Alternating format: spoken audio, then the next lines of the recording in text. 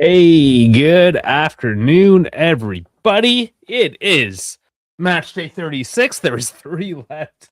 We're almost there at the end of the season. Oh, tight finish to the end there, eh? Just 1 point back. One from Roma, 2 to Como in 5th and 6th, though. So, yeah, really getting down to the wire here. But everyone, welcome for joining in with me today. Uh, this is another week. This is going to be similar to last week in a lot of senses. Lower table team, relegation situation. I mean, Lecce's ahead in 17th. Let's bring up the table. Let's not fool you here. 17th, 32 points, 4 ahead of Cremonese. So they need to put points up on the table. It's not like Verona last week where they were down and out. That being said, same as in the reverse fixture, it was all tied up. It's Listen, you can maybe tell by my voice. Just after last week, anything could happen, right? So maybe tempered expectations coming off that high. We're doing okay though. We're doing okay. There's no reason to worry. We got this. We are away from home, which I actually prefer this year for whichever reason. But you know what? Let's get into the preview of this match first and foremost. You know what? I totally forgot. Totally forgot, guys. Like, subscribe. How could I forget this? This is basic stuff. Let me wet my lips as you go down and hit the like button, the subscribe button, the share, follow, whichever platform you're on, because we are on X, YouTube, Twitter. X and Twitter is the same thing. Twitch is what I meant. Instagram, assist. We're on everything. We're on absolutely everything. Go follow us down in the bio description, whatever it might be on that platform. Make sure you give us a good old follow. Yeah, check us out on the other platforms because all links are there in the bio or the description as well. Okay, now that is out of the way. All right, Saturday, the late game on Saturday today, of course, 2:45 local time here, East Coast, but that's going to be the 8:45 there in Italy, the Stadio Ettore Giardiniero Via del Mare. Referee Andrea Colombo. Well, we'll see. We'll see how that goes. And an overcast evening, 17 degrees. So it should be an easy night. No rain, nothing. The rain. This is why we go over this. The rain sometimes screws us up. It hampers our attempt at the fluid play, if you will. So for the home team, Lecce, let's look at their lineup now. Falcone in net, backing up a 4-2-3-1 of Vega, Seibert, Gabriel, and Gallo. In the midfield, the Ramadani and Koulibaly. That's pretty decent midfield. Then you have your top packing three of Perotti, Gom, and Banda with the striker of not that Cadera, the Cadera with a C. So, I mean, it's Lecce. They got some speed. They got some physicality. They don't necessarily have that technicality amongst them. A half decent midfield. So before we get really into the tactics, let's look how we're lining up today because this is kind of interesting. We've changed it up once again. 3-4-3. Okay. Makes me wonder a couple things here. What's going on with third arm? Putting in Coop Miners. But entertain me here for a second. So first off, Di Gregorio in net. Kelly, Bremer, Kalulu in the back three. The midfield of Cambiaso, Coop Miners, Locatelli, and McKennie. And up top, Vlahovic gets the start. No more David. You have Yildiz on the left, Chico on the right. Now, let's talk about this. Because it is different, and you have no Thuram. You have a Coop. I feel this is sort of a 4-3-3 ish. Okay, we know Spalletti likes to play in transition a lot, right? Change things up on the fly. We know Kelly likes to overlap. Coop Miners, Locatelli, they can both kinda drop back and make that a four-man backline. 4-3-3, kinda maybe?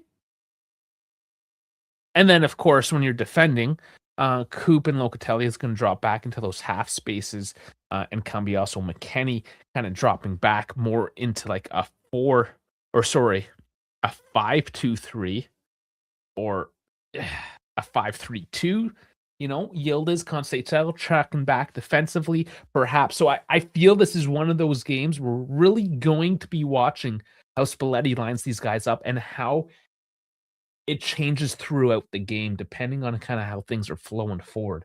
If we get that quick goal or if perhaps Lecce gets that quick goal, right? That's gonna change things up. But I'm not gonna lie, I think Coop Miners is gonna get subbed out at some point. Maybe even at halftime. So let's watch out for that. Uh, man, that one that's my big question mark for today, honestly, is Coop Miners instead of Thuram. Let's look at the bench then, the options. First off, of course, the home team, Lecce. They have Fructal, Samoya, keepers in backup there. Nandaba, Jean, Perez as the defenders. Salah, Marchvinsky, Kovac, Gortard, Gandelman, Hegelson, talking about not having any Italians. That's your midfield. Camarda, Indri, and Stulic in attack. Okay, so of course, these low table teams have a deeper bench than we do. They always do.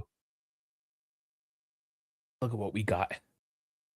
Let's look at this lineup. So we both keepers now, Pinsoli, Perlin. So Perlin is effectively a healthy scratch at this point.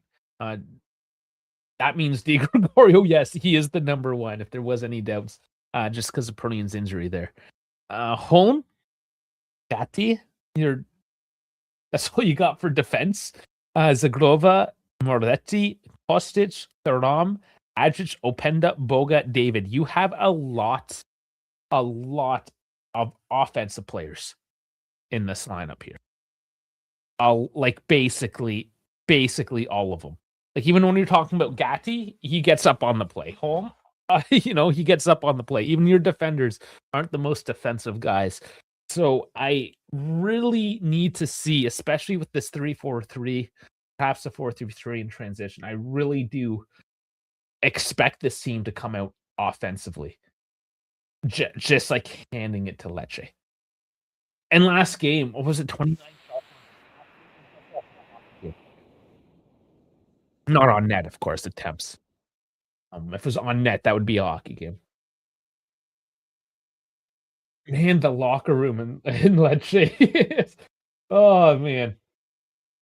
That's a whole other conversation, the state of affairs of stadiums in Italy and the potential that they lose out, on, well, the upcoming Euros with Turkey, but perhaps a whole lot more with Juve Stadium, Allianz Stadium, the only one that makes the grade. Yeah, I was looking at some photos of, the stadium here. It's very typical of a team that bounces between the 1st and 2nd division, put it that much. Of course, if you guys remember, I was there in Empoli a couple years back. Very similar state of affairs. So guys, broken record. What does Juve have to do? They need to actually just score and score a lot. This is why I think Spalletti's coming up the way they are. Vlahovic would be healthy enough. Score, score, score. Honestly, you bag a couple, it all comes easy. This can turn into a blowout. This is what I need today to be. After a couple of tight games, 2 draws now in a row. Of course, one was Milan, but the one to Verona, that's a bit tight. That puts us within striking distance of both Rome and Como. Goals, goals, goals. I need this to be like 2-0 at the half, and I wanna see like a 5-0 at the end of the game. Like, no joke. This isn't even hyperbole, me, like, exaggerating, kinda speaking down to Lecce. Like, no, we need kind of a statement. We need a statement going into what's ostensibly depending who you ask, 2 derbies. Fiorentina, Torino finish off the season. So this is the last, if you will, easy game, which isn't because it's a relegation battle. Nonetheless, just like we're trying to stay ahead into 4th place, they're trying to stay ahead out of that relegation. It's very similar goals in a sense. But we know how these turn out. Let's say counterattack. That's gonna be their game plan, counterattack. Of course, they're not lined up. They're not one of these lower table teams that sit completely deep. Um, I mean, not that this helps. They're a -23 on the plus minus. They're clearly in that gulf between the relegation teams and everyone else, if you will, the mid-table. But yeah, look at their form. They have a win against Pisa, the 20th place team. Hi Verona as well. Hi Fiorentina, playing them soon. Uh, Lost to Bologna, lost to Atalanta. So they do struggle, of course, against these bigger teams. That's it. It's Matchday 36. We've been going at this, what is it, 9 months now? How long has it been? Okay, scratch the first little bit with Tudor. That was something else altogether. But since November, it's been the same conversation. The game's looking or the team's looking good. We're improving game by game. There's a couple hiccups. Normal for a team that's growing. You're not gonna smash every weekend, but this is the final stretch. No more excuse. Now, my man coming in. How's it going? Here from actually 36 as well. Yeah, guys, let's just sit back, enjoy this. We're about 3 minutes now to kick off. If I had to, mm, from our standpoint, as a fan standpoint, at least mine, what I would say for this one is try not to stress out too much. Let's just sit back, relax. Let's hope it's a fun game. Let's hope we are entertained that Juve have something to offer us this afternoon. So we'll see. Basically, the outcome of this game determines if I want to go to Walmart and get my what do you call it? My groceries done ahead of time. Not wait till Sunday and have my Sunday off, so to speak. Right now, if this is one of those bad games, can I deal with the people of Walmart? Like the people of Walmart are bad on a good day, right? So let's make this a good day so I can get my groceries done. That's kind of my goal. Of course, the team better be amped up. They're in the tunnel right now. They do, yeah. They have a bit of that calm going. Sorry, just adjusting a couple things here. Get a better viewing angle for myself. Any predictions? Any predictions from the chat? Like I said, I'm just going all out for the 5-0. Saying screw it, right? Screw it all, 5-0. I never go for these big blowaways, so I'm feeling it. I'm feeling it today. Positivity. You got to think too, and how important the top four is. It's 3 weeks. They see the light at the end of the tunnel. But again, that's also the same for Lecce. So any weekend, any given Sunday, right? At Serie A, nothing is easy here. They're finally taking the pitch.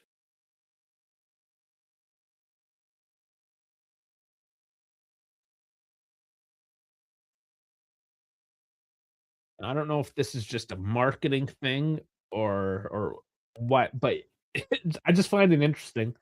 Minor point here, but Juve coming out with their wind jackets, their windbreakers, what have you, an outer layer training kit, where Lecce is just ready to go.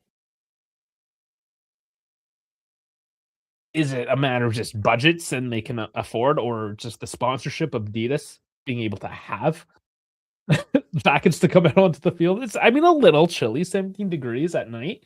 Yeah, I mean, there's chill in the air. Got to keep those muscles warm. Juve in their, what do you call it? A baby blue, a pastel blue. Their second kit tonight. Poop, either going to be amazing or dog shit. I voted dog shit. Sean holding hands with his girlfriend. He's got a few of those, doesn't he? And even a couple boyfriends, I thought.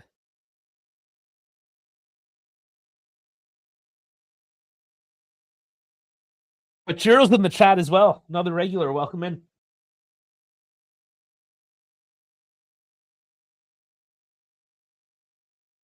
Yeah, so that was a pretty easy pregame, I think. Again, at this point of the season, we kind of know what we should expect, what they should be doing, if you will. Now it's just a matter of seeing if it plays out as predicted. And we'll get the scoreboard ready to go. Trying a different design. Let's see how this design works tonight.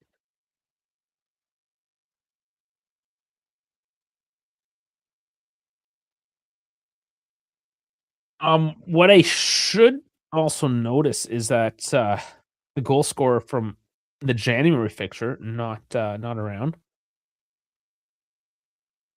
It was Bonda, but then also McKenny. McKenny on the pitch, the goal scorer in the reverse. And that was just before February. That slide in February as well, if you recall. So no repeats of that. Nice clean win.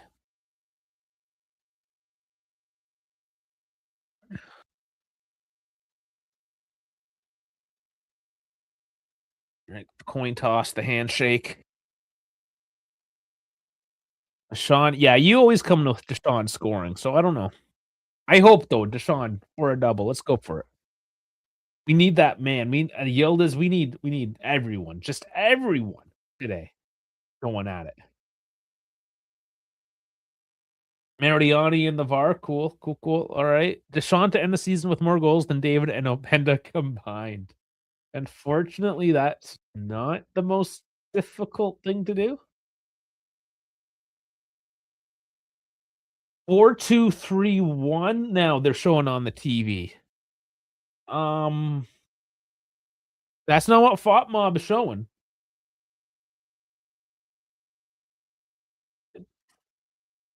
Okay, well, let's see how they actually line up on the pitch before we start making any changes here to our proposed lineup or formation in any case.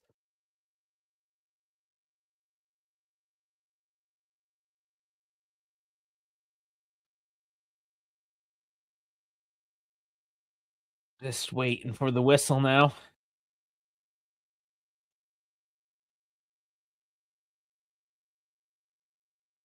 On the trigger to get the sync going. Juve to start this off.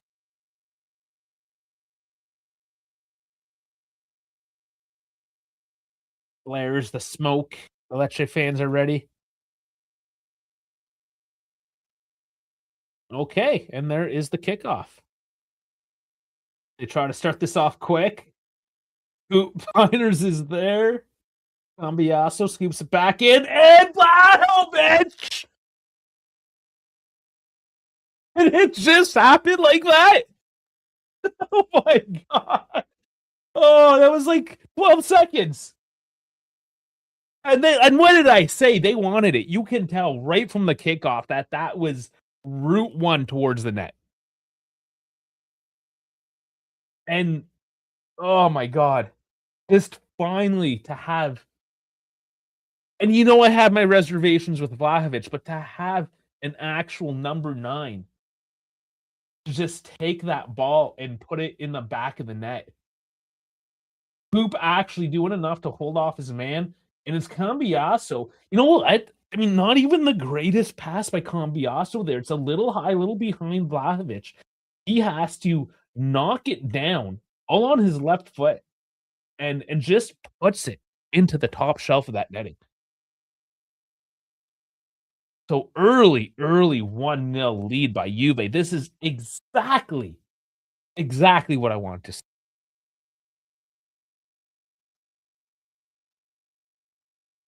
All right, back under play.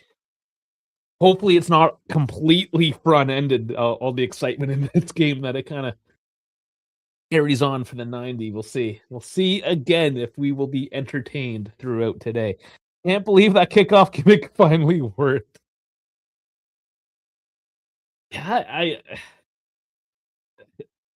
yeah, I mean, yeah, like that never really comes off, right? To win it, and say never, you have your moments, but you gotta love it when it does, right?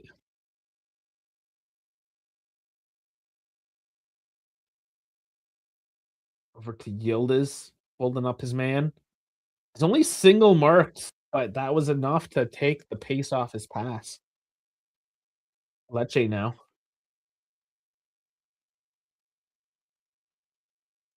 You're going back to the Conte days. Yeah, the negative football. Lecce! Oh, wow, trying to do something similar as they center the ball for a very unmarked and easy strike.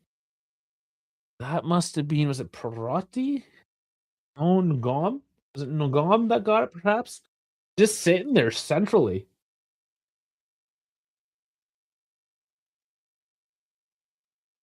Oh no, I hear now it's Cadera. So it was Cadera that got the shot off. And just a bit of a what the fuck boys, you know? Like we just scored. And oh man, shake it off, shake it off. Okay. Dave, why is your game always 30 seconds behind? Why is yours always 30 seconds ahead? Okay, for one, Fubo's kind of crap, and that's 10 to 15-ish seconds alone, just the Fubo delay. But also for me to re-upload through to YouTube is another 10 to 15 seconds. So that's why. You're probably on Paramount Plus. Like when I watch with Dash, he's again about 10 to 15 seconds ahead of me. Oh, Chico! Oh, off the crossbar, Yildiz. There was a bit of contact there. I think he's calling for the corner. Let's see where it goes. It's a Locatelli feed, Chico. Oh, did it go off the post and then the crossbar? Perhaps. Very close chance. Bounces back out. Yildiz tries to get it up high on the volley, but enough of a tackle there by Lecce, but deflected out for a corner, and the pressure remains. And that was another quick play up the right side. Two over the corner. I don't know. I think they just kind of gave their hand away. Bit of a hesitation. Dico scoops it over, and McKennie can't get to it. Lecce just boot it down the field, and they're already kind of in the back foot, on the back foot. Sorry, Lecce, and they recover. Even though they got that quick attempt, that would have changed things around. But now Juve trying to retain the control of the game and pound Lecce back into their zone and keep them there.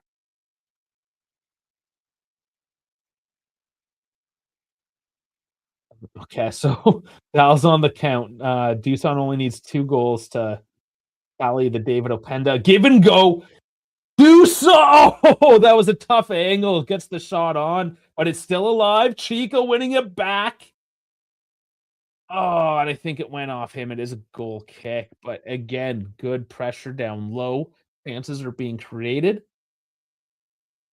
Yildiz, again, the angles are covered on the shot, so Vlahovic doing well, kinda getting it low and hard, and does create a rebound situation. Decent decision making, at least to keep the ball going on that play. Bit unlucky not to win the corner again, but we'll see Falcone going deep, and I suspect that is the tactic for Lecce for the day. Go deep from Falcone, and it's one back easily for Juve.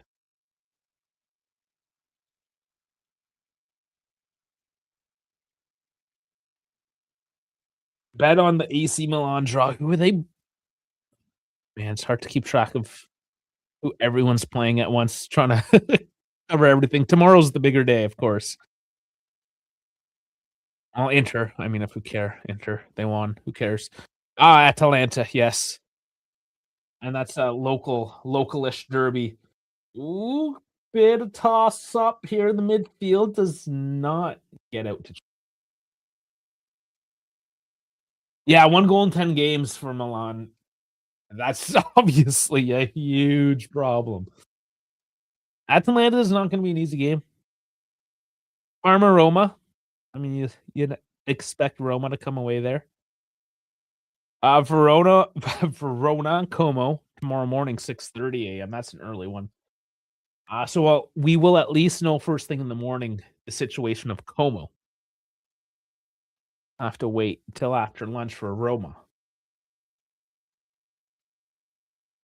But again, at this point of the season with 3 left, you win this one, you're 2 left. It just keeps all the pressure on the teams catching, right? You gotta maintain the control of your destiny.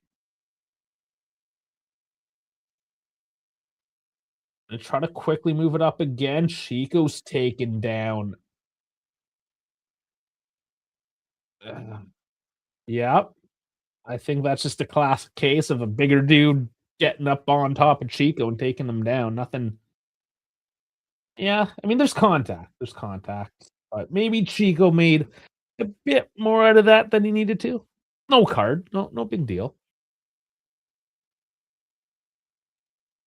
Think Allegri is a first half manager since his second stint with us. His team just dies. Also funny how AC Milan have the most injuries, just like us with Allegri. That uh, is it ironic? Coincidental? I'm not quite sure, but yeah, something to maybe study postseason. We'll see. We'll see how it all plays out at the end, right? But there is a trend there. And Allegri is not a bad manager. It's just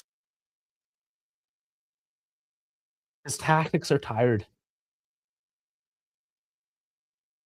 And he needs a gritty team. Like having Rafael Leao isn't gonna do it, and having Pulisic not firing right now doesn't help.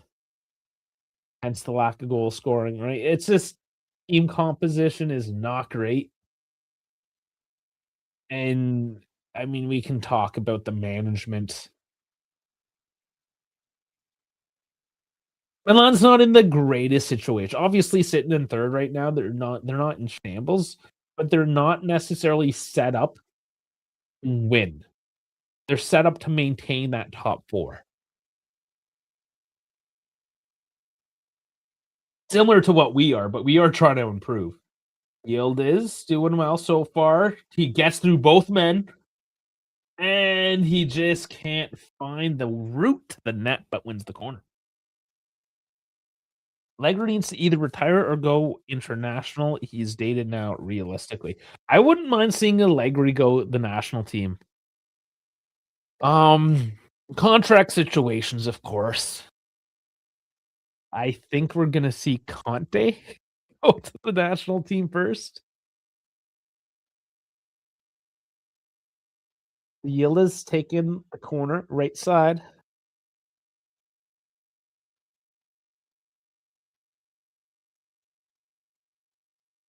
And it doesn't get through.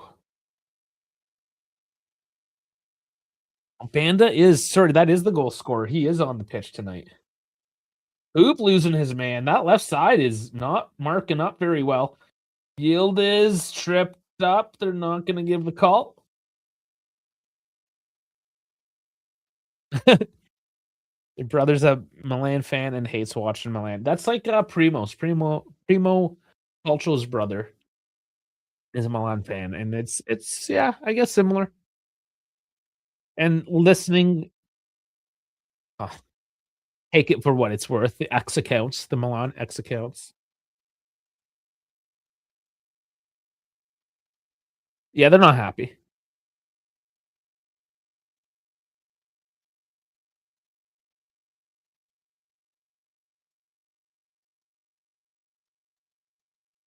All right, Helena, throw in Lecce. Really slowing the game up, as you would expect from them today. Another throw in, and I don't know. Is Lecce here to do anything with it? Or are they just kind of existing? Are they going to attempt to mount anything here? Yet to be seen, other than that early chance after the goal. Possession, actually. Let's check that early possession.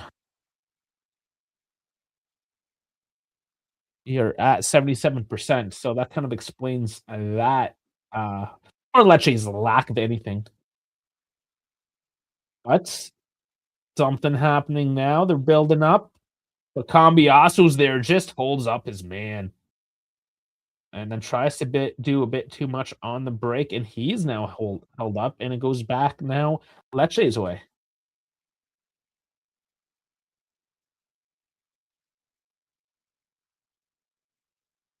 They try to work it around the left side now.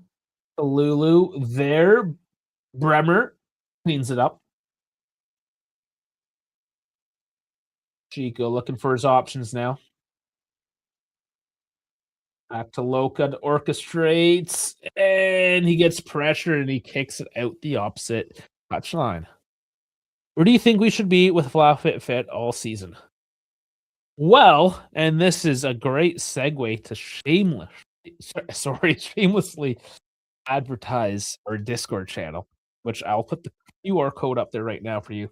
Uh, that was a discussion that was brought up today that we should probably be in second if Vlahovic. Here's what I don't like though about these hypotheticals is that for us, at least here on this channel, being fit and well, match fit, like actually being able to play the game is a stat. That is a stat. And in fact, it's like the number one stat. Like nothing else matters unless you can actually show up for the match, and actually contribute. So it's a weakness in our lineup that our best goal scorer, goal contributor even, can't stay fit. Kenny, he must have taken something to the face.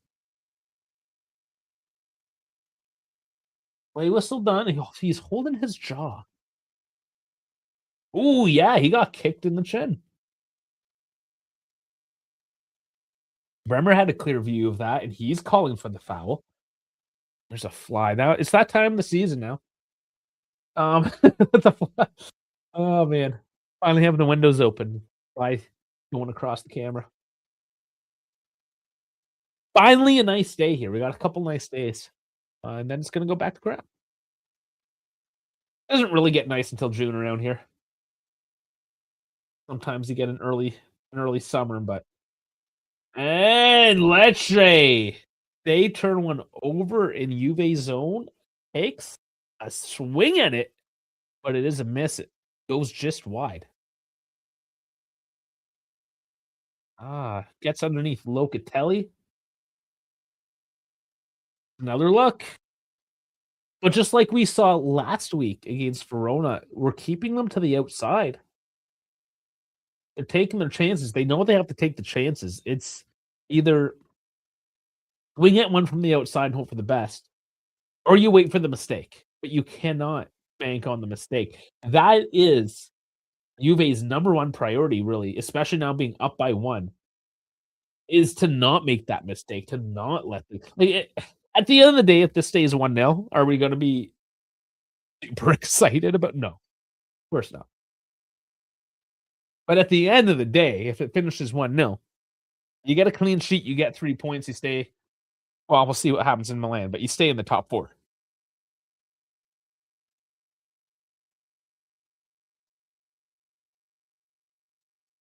Realistically, with Tucson, we should be second. I would say a for sure third. I think that's easy third. And then there's a discussion for second, perhaps. But I would say too, and I like to revert to this. If we started with Spalletti this year and not Tudor, and he gave Spalletti a proper summer, all that, yeah, we would be second in that case. Yeah, Dusan scores double digits every year. It's a salary, right? He's not horrible. If he stayed fit, it would be better. But again, those are the stat lines, and we'll see what his contract situation looks like here in a couple weeks. That was Juve's fastest goal, like ever. Oh, McKennie coming away with it now on a yield his effort. Backs up though, waiting for support. Lecce trying to tighten it up. A coup makes Falcone come out for that big sweeping cross, but it does bounce now. A counterattack for Lecce. And Kalulu, he's just quicker. He's just there. No, we need a second. Absolutely. You want to grab a couple quick ones. But that it's Juve. We can have all the attempts in the world, but doesn't mean we're gonna put them in. That's like ever. Wow. We just witnessed Juve's fastest goal. Who would have thought that we just witnessed history?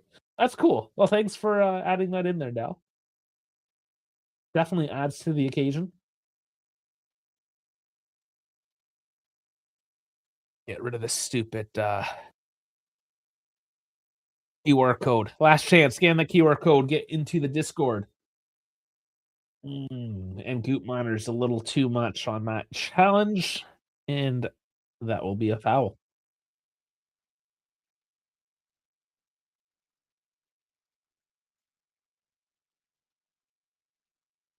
So the game's just kind of changing gear again, chopping up.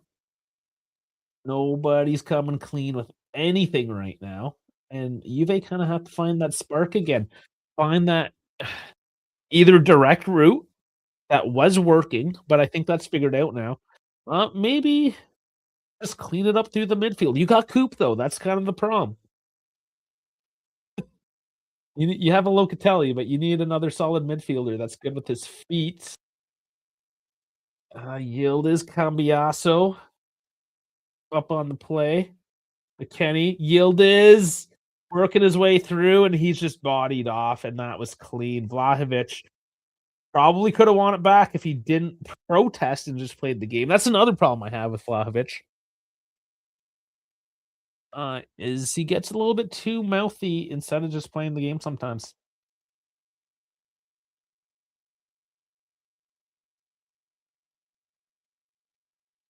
What are you asking, Chiro? Do they fill the ball with almost enough air to make it burst?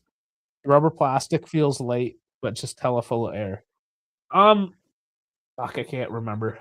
There's a set PSI.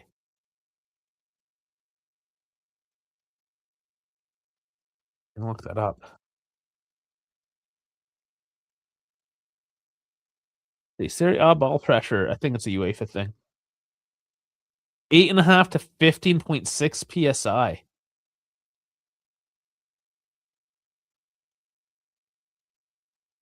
Yeah, the IFAB regulation.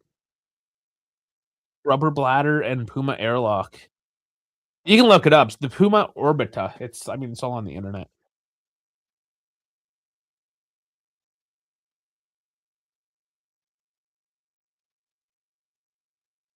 Yeah, you know what? Without actually having the ball myself, uh, would that be a video by the ball? I think that's like a $400 ball though. It's a pricey experiment, and then test it at the different pressures.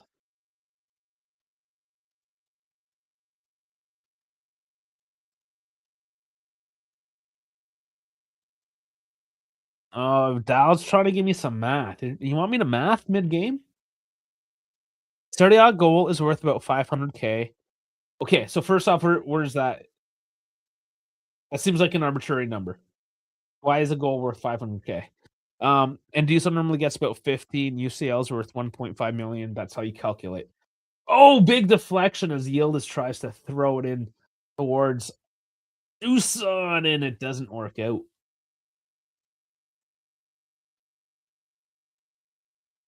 Oh, yeah. There's a big deflection there. Defense doing just enough on play. Yeah, like, how do you determine the values of a goal?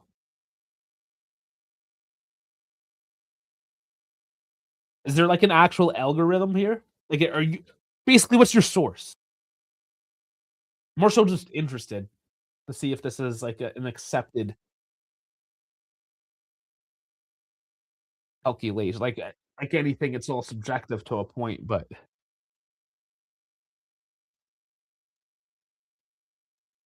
Bremer hurting himself, I think, as he goes for the bicycle? Or did he get flicked there in his ankle? Nice hole on his neck. He's fine, he just felt kinda heavy. It's funny when you do that and miss, you're sore and slow to get up. When you do that and score, you just you're up and celebrating, nothing hurts.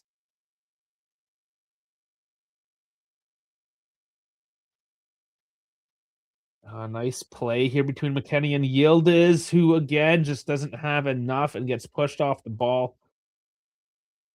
And I mean, that's the theme. This time it's Coop Miners who's there protesting.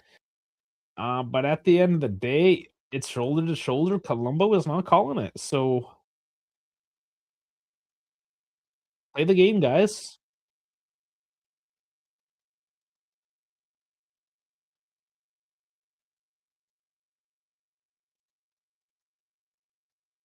Oh man, I'm gonna sneeze. Are also into allergy season, which is fun.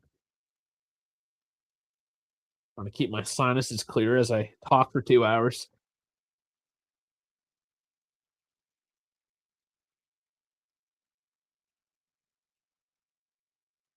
Juve with it now as they try to work it through.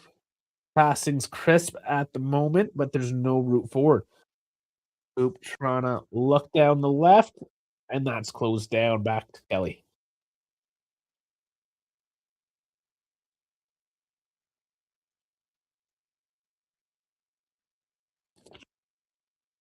Jamal did some math there. Yeah, he'd be worth 11.5 per season. Seems like overvalued. Oh, was that a handball? Oop's calling for it. Ah, it did look like a handball, perhaps. I meant to get the Kleenex. Give me a second, guys. Yeah, that was a handball. It was a deflection.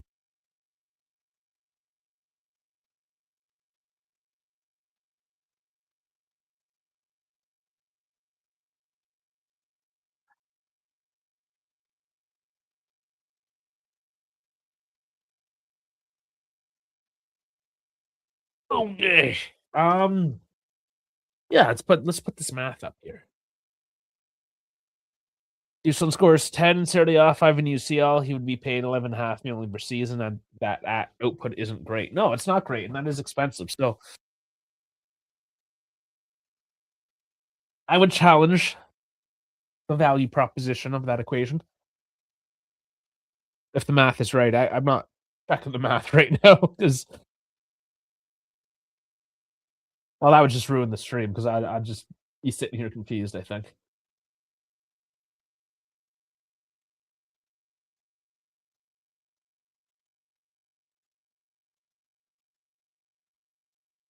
the game's still really choppy through the midfield. Definitely settled down. The defense is kind of trying to take that risk out of the play.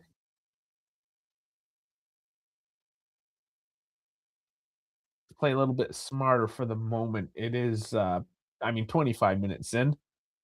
Juve don't need to force the matter, and I don't know how much Lecce cares. McKennie, nice back and forth, good passing down low, and it's out wide now. Cambiaso for the cross, deep for Chico, who can't control. But Kalulu attempts to keep it in, uh, and it does work out for him. Uh, can't back heel. It wins a throw. Kalulu doing well. Doesn't come away with much, but good effort there just to maintain the possession.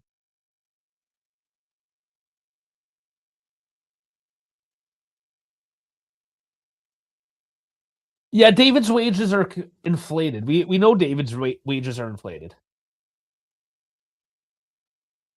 And you say under Spalletti, Dusan has 20 goals, again, if he's healthy. But also, my argument is if Dusan stayed healthy, David would, and Openda for that matter, would be able to more naturally fill in their like second striker, their 9.5 role, if you will, a lot better. And I think everyone would like the whole team would benefit. That's the with Dusan healthy, the whole team's numbers are better. But again, availability is the stat that we do not have with him, as he's holding his lower back. And I don't expect him to play very much more of this game because after 27 minutes, he's holding his back and he's hunched over like an old man right now in an offside position. So you tell me how much he's worth if he can't even fucking play half an hour. You know, again, doesn't matter how good you are if you can't fucking play the game. If Dusan goes to Bayern or Barca, how much you want to bet he will be classed as one of the best strikers in the world? Yeah, whatever. Let the media lie to themselves, lie to the population. That's all they ever do. 37 million is Kane's yearly wage according to your rule. Ladal, you're getting challenged.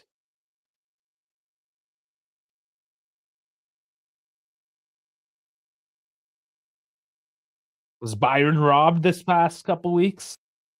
Were the refs against them? What do you guys think? Or is just PSG the better team? It was close. It was only within a goal, right? Like very, very close.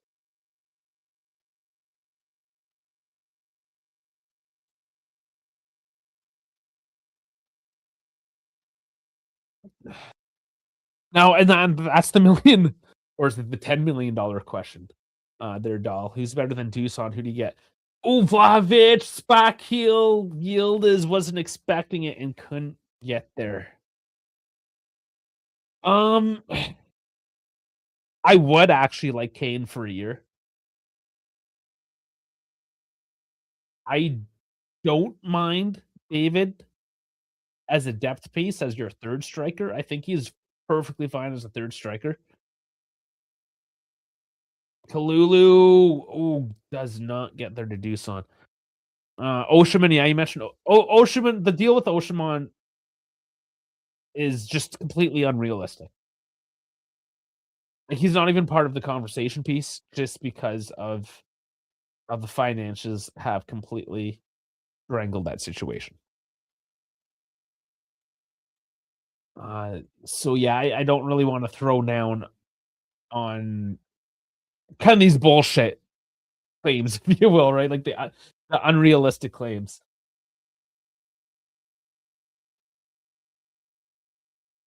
Nice here. Oh, that's a tug. That's a tug. Not even an advantage sign given, but let's go. Dusan 1-on-1, and he gets stopped up. That's going Lecce's way, which is interesting.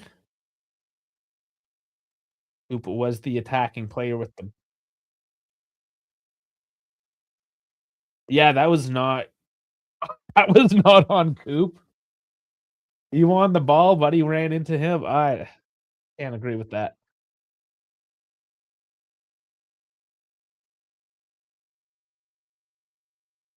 Ref's given all the 50-50s to PSG. Mendes should have been off. Yeah. Well, Kane is on 25 mil, and that's the Bundesliga goals are worthless.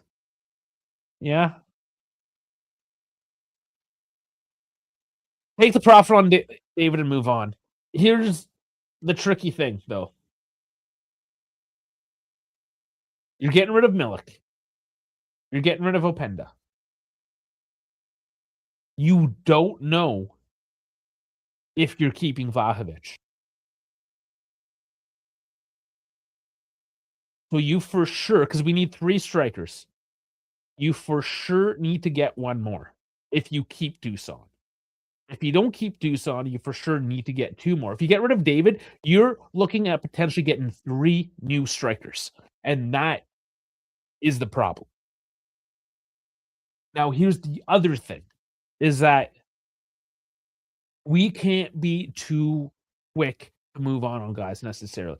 I don't know what the fuck happened with Openda after 1 season. That's tough. It's obviously super tough,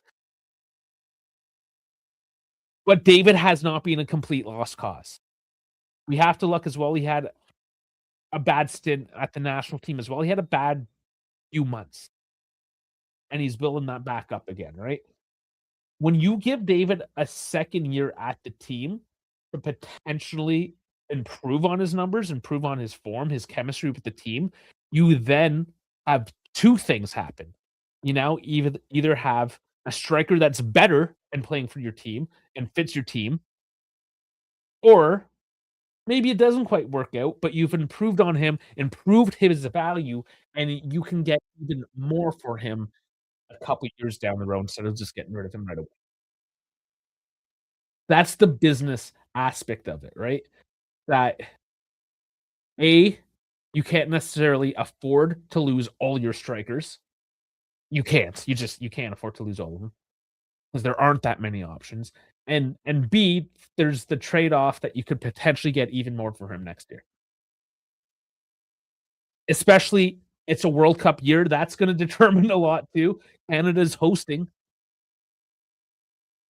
They're not in a horrible pool. There's potential for Canada to make it through to the knockout stages for the first time, right?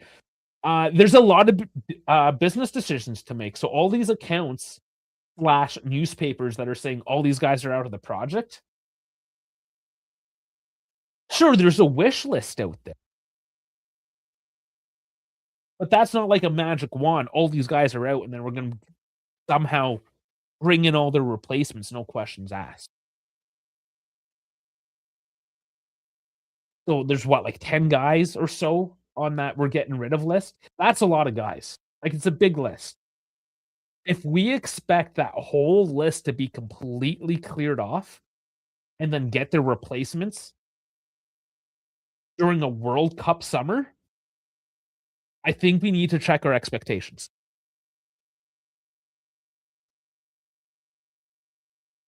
You would sell David for 20 million. Now, again, who is going to pay 20 million for David? That's really the question we need to ask.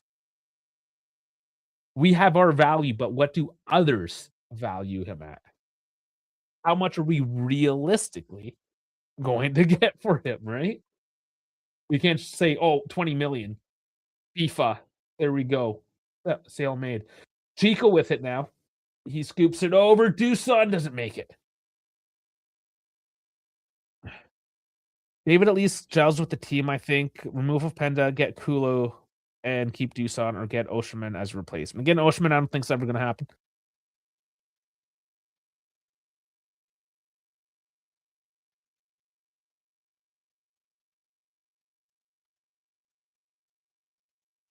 Okay, the problem, Jamal, and again, you can say get Gonzalo Garcia for cheap and get Pellegrino cheap. Number 3. We now can't expect a bunch of new guys to come in and completely just gel with the team as well. And again, if we're going to replace 10 players, all these guys have to gel. Expectations, guys. It's not FIFA. We can't just overhaul the complete team and expect them to just work right away. What's our goals next year? That's honestly the very first question. What's our goal? Is it to win the league, or is it just to maintain the top 4? Because you need to maintain some of that consistency as well. You can't just be, "Oh, throw these guys in." Because we're having that exact same discussion with Openda, with David. We have it with every Coop Miners, Douglas Louise, if we're going back now. Hey, Arthur's coming back. Just because they look good on paper and you're able to buy them and get them on your team doesn't mean it's going to work.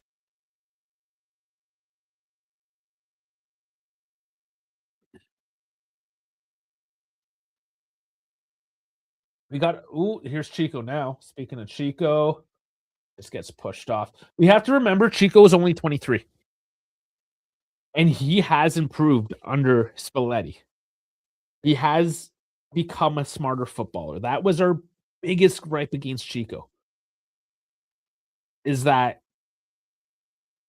he just didn't have the IQ, but he's also young, and I feel like he's made a bit of a step forward there on the IQ, and he has generally made better decisions the past couple months. Again, couple months, like, how long's this season? And it's only the past couple months Chico has really started to make these improvements.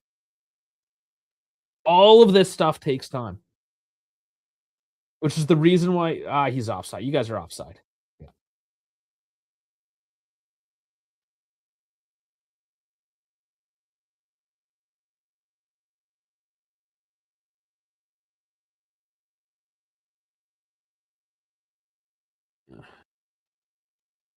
Still shoots like a child. He is a child. I mean, he's tiny. Yeah, he does need to improve on his shot.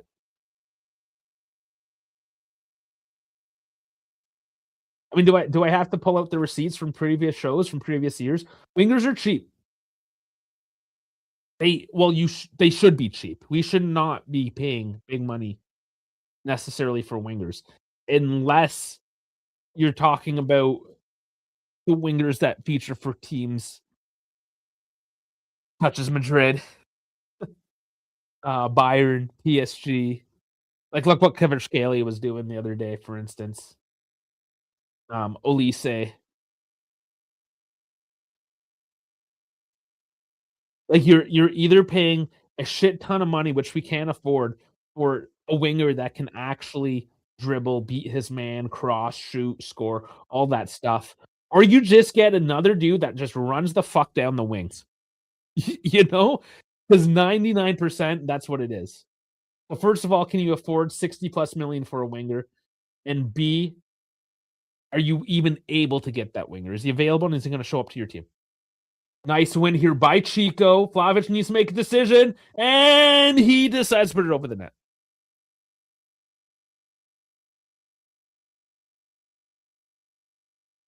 Letty's not happy about that one. He did well to find the space. He had options. He chose to shoot. I do not mind that he decided to take the shot. Uh, it was the wrong shot at the end of the day. The first one, like, the thing, Dusan, he likes to put it into the top netting, and that's fine. And it's beautiful when it works out, like the first goal. But the second goal, he tries it again, and you're just too far out from the net. It didn't work. Fucking hard and low, dude. You did that earlier. Like, that's the thing. Like, it's an IQ, right? That I'm going back to Dusan here,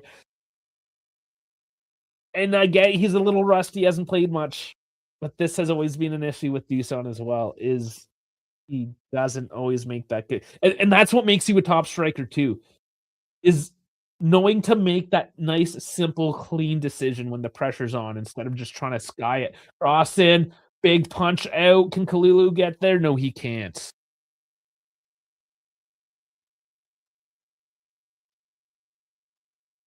Yeah, we didn't even mention Zagrova's a flop as well. Nobody even what's Zagrova? Nobody cares about Zagrova anymore, I don't think.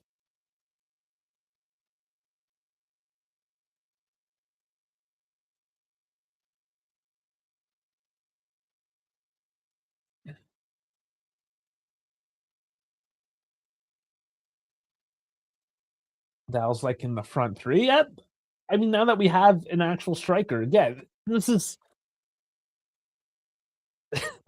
it's such a complicated. We spent so much of this half now, the second half of the half, just talking about potential players.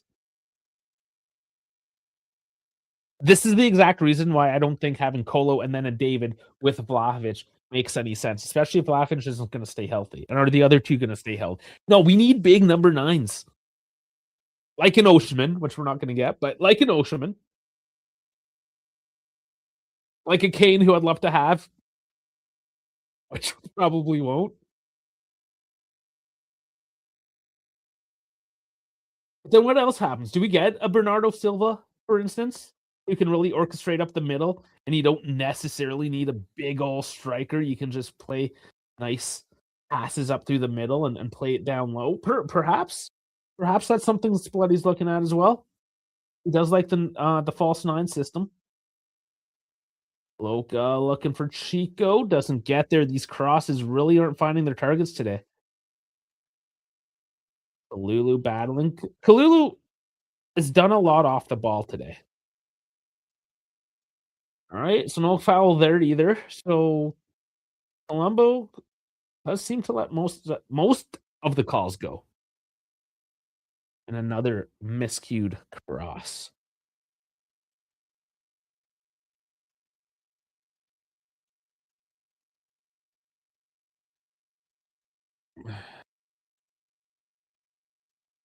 You think we can get Nicholas Jackson on loan? He's going back to Chelsea. I don't know if that's a possibility. I would love it. That would be great, but I don't think that would happen.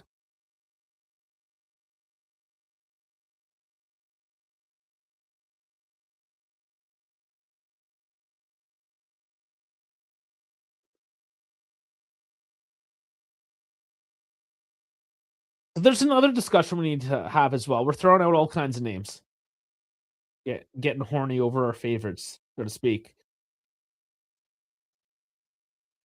So I maybe premature. I don't want to put too much weight on the reports that I saw this week because it was mostly just crap from the newspapers because it was a relatively slow week. But Molly apparently is being assessed. They're not completely happy with him. There's a couple flops. How much is his job really on the line? I don't know. And then you hear things like, uh, hold on here for a second, give and go, and no, McKennie doesn't get to it. Chiellini, who else was it now? Yeah, Chiellini and Spalletti. Sorry, of course, Spalletti pushing for more Italians. Were Moli focused a lot on French players or the French league in general. Chiellini and Spalletti does want to bring back a little bit more of an Italian core to the team. And when we're talking about depth pieces, there is a lot, and this is where I wish I had Primo in the chat because he waxes poetic about all this stuff, but you don't need a very high-skilled core if you have a very blue-collar, hardworking core. You can develop a team that has that Italian identity if you gotta be really smart. Because you can't just be like, "Oh, we need Italians, get Italians." You obviously need to get the ones that are willing to fight for the shirt.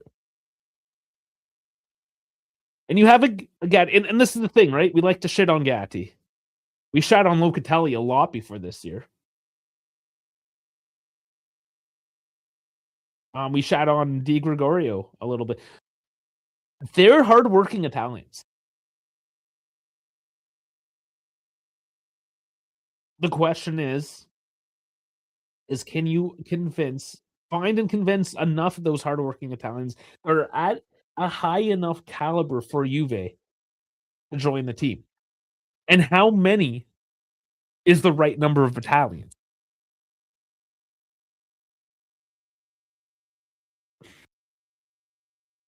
There's a few questions to be answered there that I don't have the answer for, of course. But yeah, you can definitely argue who are the Italians on the field right now. Di Gregorio, Cambiaso, Locatelli. Nice by Kalulu, big slide. So currently 3. I would say you'd probably wanna have 5 in your starting 11 for Italians. Now Gatti is also on the chopping block.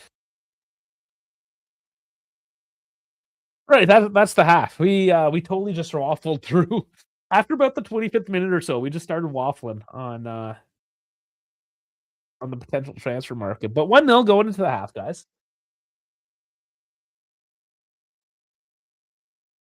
Let's look at the stats. Let's see what we got. It did sort of turn into one of those games. It really lost its momentum. Okay, so looking at the lineup, bunch of sixes there for Lecce, but Seibert and Ramadani getting 7-4, 7-3. Let's see. Passing is good. Ground duels, aerial duels for Seibert. Let's see. Passing decent. Long balls, 9 defensive contributions, tackles. So yeah, it's defensively what Seibert and Ramadani is doing, where they're getting their sevens. Doing enough on that left side. Getting Yildiz, right? Locking down Yildiz and Cambiaso. Doing enough anyways outside of that first 12 seconds. And Kribisibi, yes, according to Dal, it was the fastest goal ever for Juve. All right, now over to Juve. Di Gregorio 6-6. He hasn't had to do much. The whole back line hasn't had to do much, but Cambias with an assist getting 7-5. Oop getting a 7 even. Huh. Well, high sixes, mid sevens. That's about right. You have a goal, you're in the lead, you're doing okay, but you're not doing anything special. You should ostensibly be doing more. So let's say pretty accurate there. Well, I'm not gonna argue too much with your ratings there today. We probably have the best Italian, Locatelli. I call letting Keane go was a bad idea. Yeah, I did too. We were fans of Keane. Allegri was ruining him. Oh, yes. I mean, I wish I still had Keane. We wanted Fiorentina to get relegated this year so we can steal all their players. That's a tough one. Yeah. Keane is the only Italian I would get in terms of strikers or in general. I wouldn't mind Pellegrini on the free. I think that's off the table now. I think he just resigned, if I remember correctly.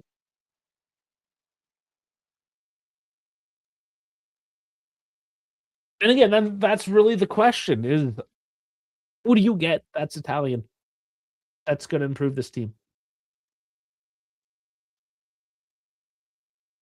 Again, that you're gonna be able to get, like, are you gonna be able to get Pasili, for instance? The hardest thing about getting Italians, man, fuck, we're a fickle bunch, aren't we? So, we got so pissed off as a fan base dealing with Italian teams because we would always get raked over the coals. They would always upcharge us. We would never get a good deal dealing with Italian teams. Where do all the Italians play? Well, mostly on the Italian teams. So, what did we do? We stopped shopping so much within Italy. Moli comes around, finds some deals within France. Even Gentoli with Thuram, you look outside of Italy and you start finding some deals. But now your team doesn't have enough Italians. So what are we gonna do? Go back and try to make deals with Italian teams and pay too much? All the Italians that are in the Premier League, you're gonna pay too much for those as well. Then what? You have a couple here in France, a couple there in Germany. You're really, really kinda limiting your choices.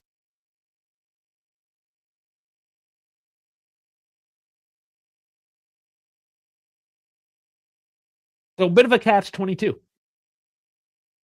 What do you do?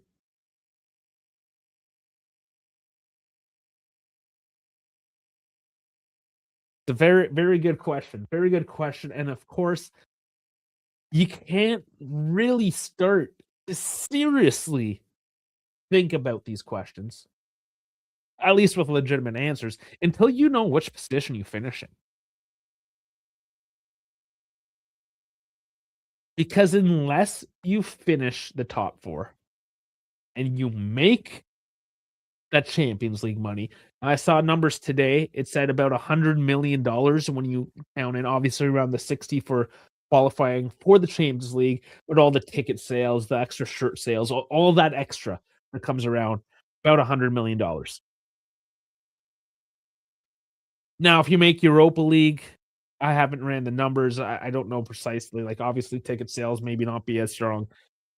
It's not like you're not getting extra money, but you're not getting enough money to make that major signing, or to even attract these top players, even if like your Bernardo Silvas on a free, they can go wherever they want. They're not gonna play in the Conference League or the Europa League. They're going to a team that's gonna play in the Champions.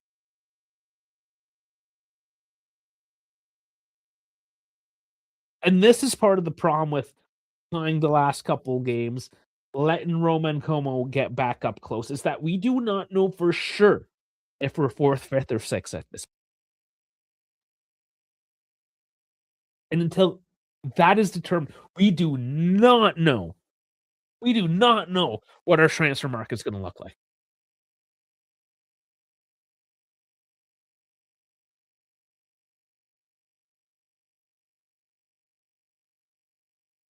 Udogie at Spurs, getting relegated. Yeah, Udogie.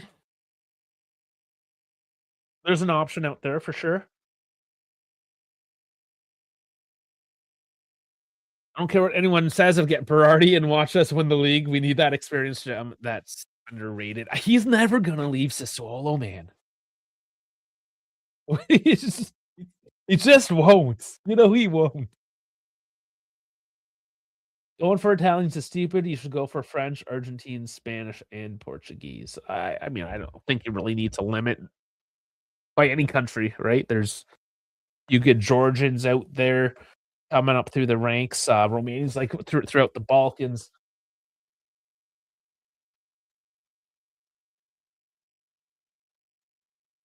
Rob of the golden age national teams, not the ones going through a crisis. And Calafiori in Palestra. Calafiori and Palestra. Yeah, but you can't afford them. Highly overvalued. And yes, Calafiori would work in a Spalletti system. How much is a ball playing defender worth to you?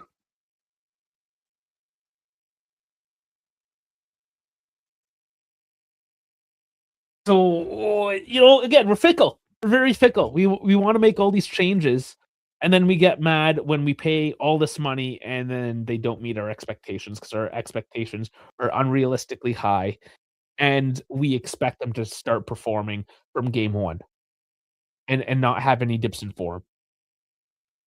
Because 'Cause we're ruined by FIFA and these all these stupid video games and British pundits that, you know, plays the Premier League and don't actually talk sense, if you will. Swap Nico for Sorloth. Yeah, I don't know how realistic that's gonna be.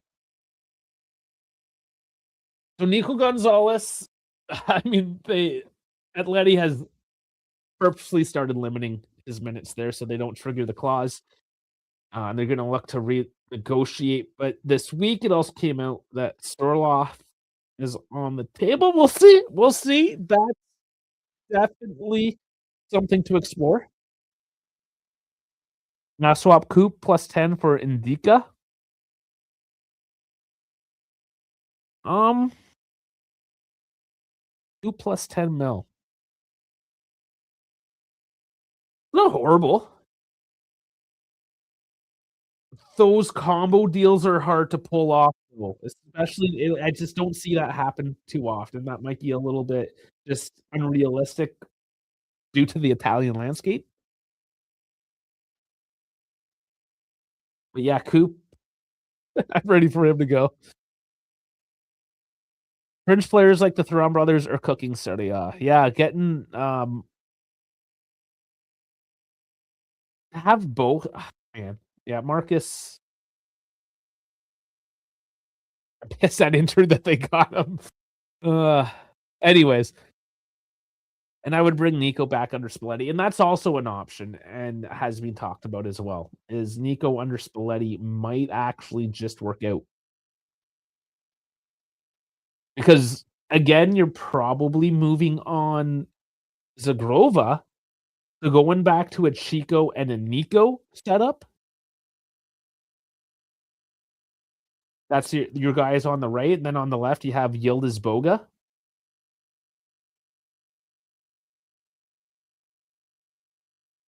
Yeah, that could work. Man, I've just had this locked on this the lineup page. Let's look at some of the stats. Let's just take a peek here. 70% on the possession. All right, 0.25 to 1.12 on the XG. Total shots 2 to 7, on target 1 to 2. Touches in opposition box 3 to 22. Big chances 0 to 1 and 0 on missed. Passes 97 at 76%, not good, and 250 at 89, which is about right. So what they need to start doing is shooting on target more. Here we go. Couple big moments here for Lecce in the momentum map, but yeah, mostly Juve. That's actually quite a big peak here, and that's when they came back and almost scored Lecce. How much time do we have? Few minutes. Few minutes until the second half. Okay. Yeah, let's start focusing back in the game, and we can just go on about hypothetical situations. I just feel uncomfortable. Maybe this weekend, depending what Como and Roma do.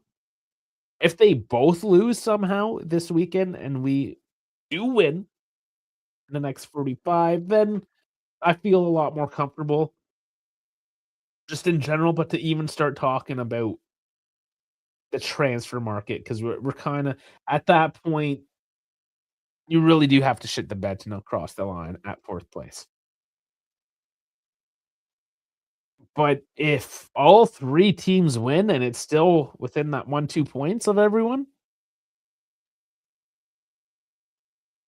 I don't know. I just don't know. Now, are we the better teams than Como and Roma? And should we finish fourth? I believe so.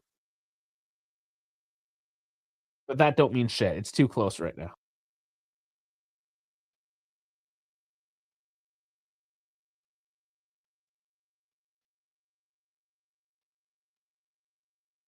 Want to play Atalanta? Yeah, if they don't win, we're ahead. And then 2 points off Napoli, who played Bologna. Yeah, I know anything could happen. It really can, but I mean, even so, right? Like that doesn't really alleviate the situation of Como and a Roma win because now like everyone is just jammed up, fighting essentially for a third place, potentially a second. But you cannot, and here's the thing, you can't rely on what other people are doing. You have to put destiny in your own hands, and that just means we need to win. We are in fourth place. We are ahead. We just need to make sure it stays that way. This whole talk of Milan, Napoli drop points, that these guys are it's kinda loser talk in a sense, because you're expecting the other team to lose so you can go ahead, and I don't like that mentality. Now, yes, hypothetically, to talk about how the table can play out, sure, it's an interesting thought experiment. Uh, but it's almost futile, really, at the end of the day.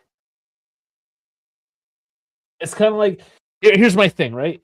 You know how you, like, write a test in school or whatever, and then afterwards, everyone's, like, talking about what they think the answers were or whatever? You're gonna find out in a few minutes anyways. You're gonna go over the test. Why guess? Who cares? Just shut up, enjoy yourself, relax, and just see what the results are. That's my take on it. We should be pretty close to starting up again. Start getting the scoreboard ready for everyone. Guys, please like and subscribe. Bunch of you have joined in for the halftime show, so if you haven't already, whatever your platform, we're on YouTube, we're X, Twitch, Instagram, Kick, Assist, whatever you want. Just make sure you follow us there.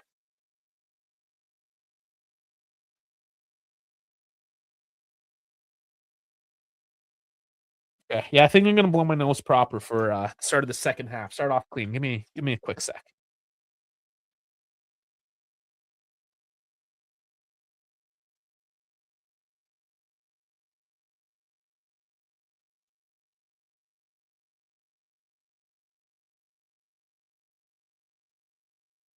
Yeah, and that's allergy season for you, everyone. Things are starting to finally grow around here. Yeah, I saw thermometer changed here. Let's see. Any halftime changes? Belletti is known to do so.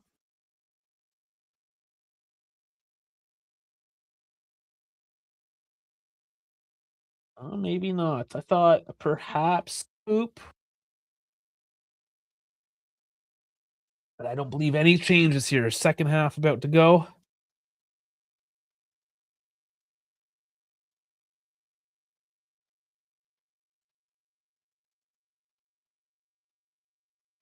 Just waiting for the whistle now.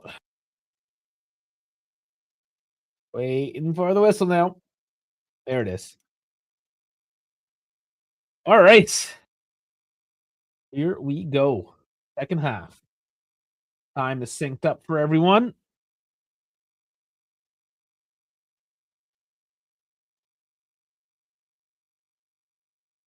I'm a few seconds off, I believe, but close enough. Yeah, I'm a couple seconds off the timer.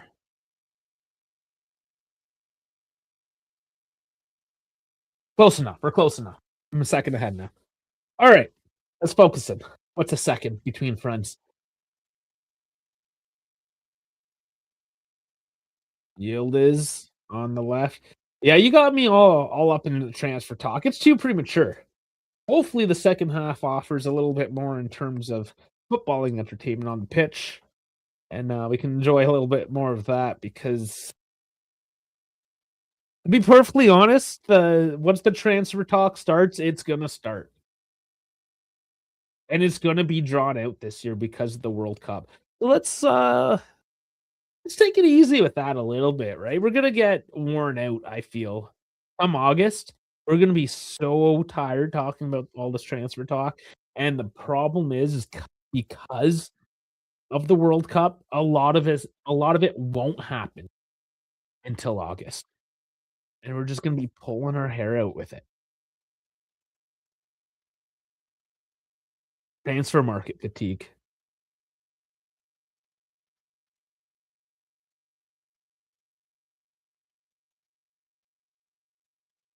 So not quite the same start as the first half. Or maybe Lecce looking for something. Lulu gets the foot there again. Oh, that went off Chico's arm, and they will call that back, even though it was a deflection, and it was to his body. Oh, maybe not the first. There was another touch there. Yeah, maybe something.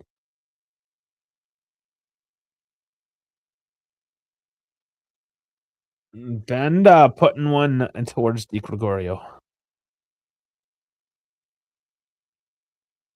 Nice yield is gets it. Oh, just not enough to McKenny. You got to put a bit more. But Vlahovic picks up on it.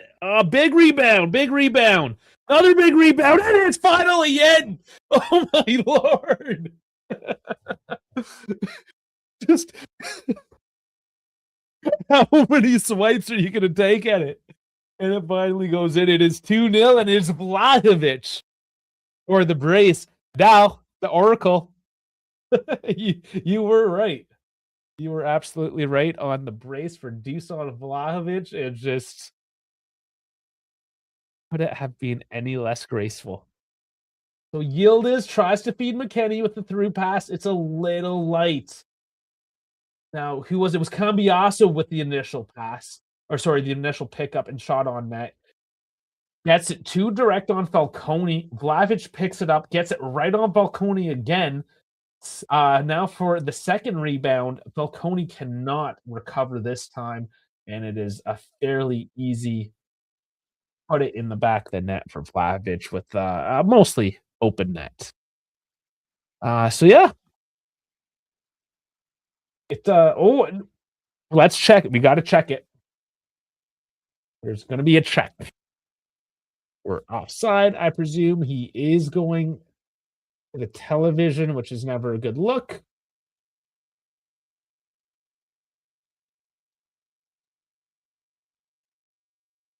Are they already calling it off? Commentators are saying it's a no goal. The court clock still says 2, and it is now changed. It is back to 1-0, and Dell does not get his money.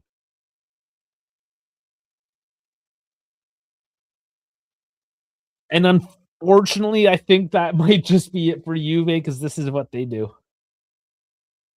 This is what happened last game, is they tied it up 1-1, then they got the penalty kick, they even missed it.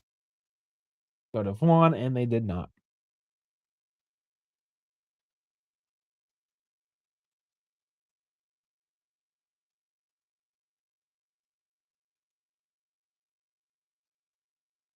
Well, Lecce will get that's pretty far out, but they get a free kick. Perhaps a long delivery.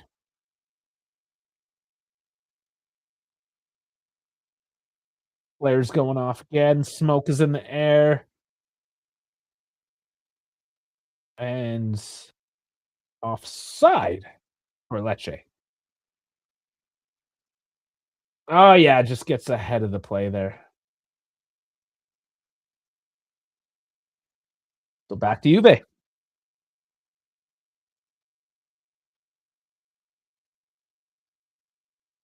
What will be the follow-up now? Honestly, you want this to be 2-0. And it should probably be at this point. They just need to make it a reality as they feed up Cambiaso, who can't get the cross in, but at least gets the throw.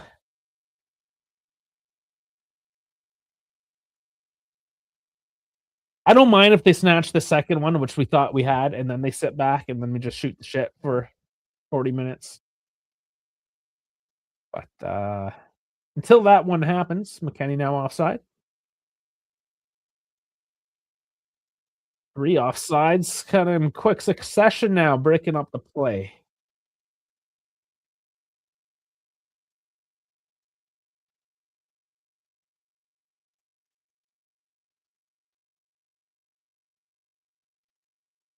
This I don't really enjoy these games where you have the team like Lecce that doesn't seem to care what happens.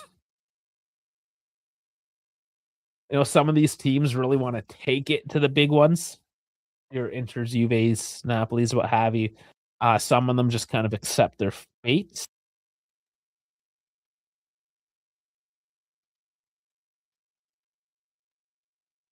The good thing for Lecce, from their perspective at least, is they can't drop into relegation even after losing this game this week, but they will potentially only be 1 point back, depending what Cremonese does.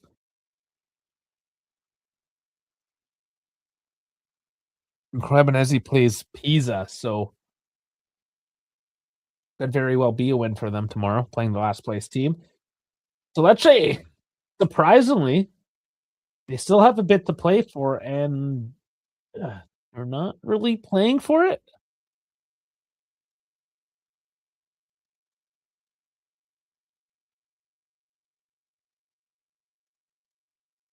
To be fair, I honestly expected Lecce to come at it a little bit more today.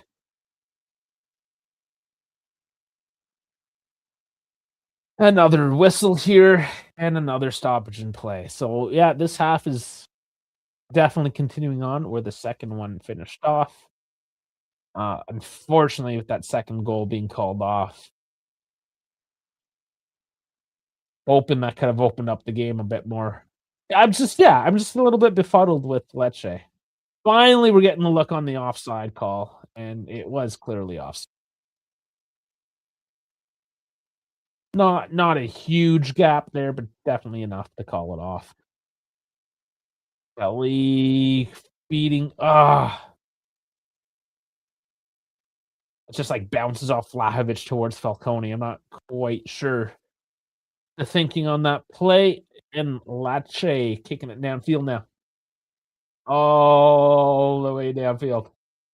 Goes to Di Gregorio, who's gonna get all the way downfield. Oh, McKennie header tries to get on Vlahovic and can't make it there. Battling for it now in midfield. Coop gets it over to Yildiz, and Juve do maintain control, but that stretch pass breakout fails, and they can't quite find the space. Honestly, it worked in those first 12 seconds and has not. It's the past 54 minutes now. Hey Dan, how's it going? No, I am not going to F1 in Montreal next weekend. My idea was to spend my money on the World Cup this year and save it for that. And then next year I will be looking at the Montreal matchup. The matchup, race. Looking at the Montreal race for next year. Lulu, give me a nice cross. Oh, goes right to Falcone. Low and hard. Yeah, I still haven't bought tickets. I'm waiting. The price of the tickets are slowly going down, so I'm just being patient with it. And I'm confident I can find a decent deal for World Cup tickets. The goal is to Karate setter. Ooh, led off there by Verona. Oh man, Amal scuffs the ball and could've, could've, as Kelly loses his battle down low. These are those little moments now. Locatelli trying to calm his team. He's a little angry at him, but changes his mood, tells him to calm down. Has to lead by example.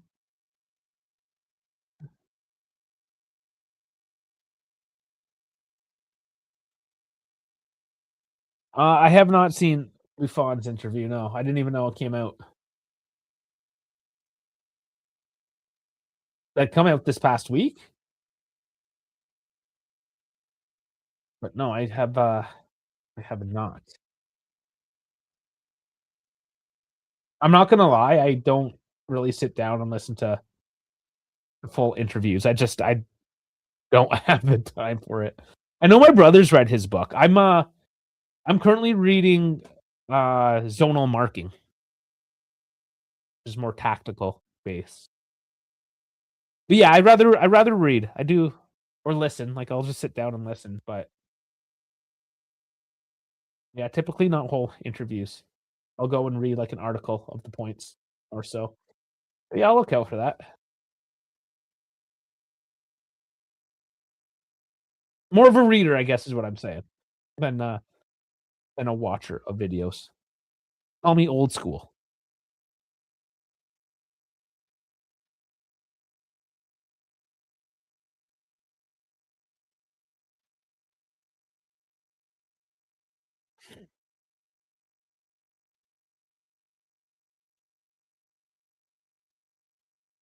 Ooh, another foul. Bremer again.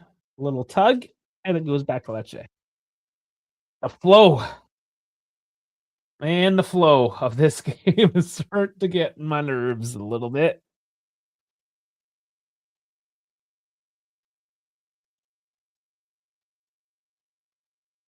All right. Potential substitutions coming up on deck here for Lecce. Starting to think about it anyways. Instructions given out. But for now, we remain with the original 11 per side. And Coop taken down from behind. Bit of sloppy play there. You've able to kick this one back off quickly. Keep the game moving at least.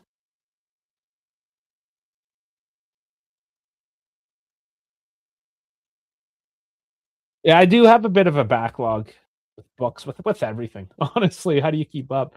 Uh, Man, I bought, the Ali's book when I was in Italy a couple years ago, and I still haven't touched it. McKennie goes wide. He could've maybe went forward with it, and oh, that what a little tip there by Kalulu, made out of nothing, made out of a what the fuck moment, if you will. I thought McKennie should have went route one, decides to go wide. Cambiasso throws it into the box, and who's there? Kalulu with a little bit of a toe, gets it over Falcone, puts in the back of the net, and finally, we got the 2-0 lead that we deserve.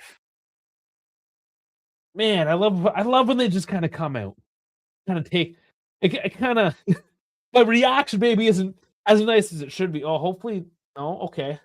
Oh, no, so he didn't touch it offside, that's good. Pretty sure that's all clean. Looking at the replay,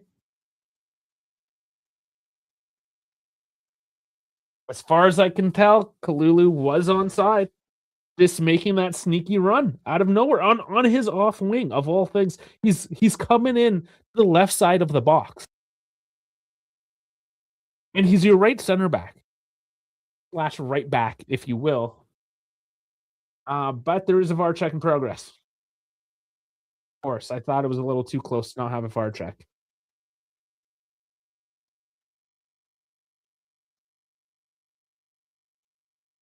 Oh, here we go again.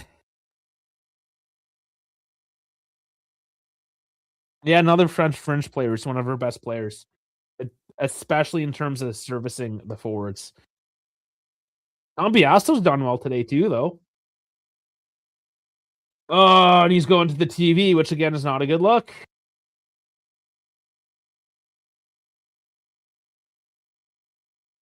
One's probably a bit tighter.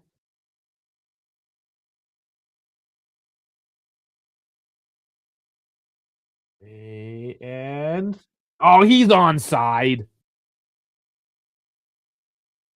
Or are they talking about Vlahovic in the buildup? If they call that back as a Vlahovic, I would be appalled.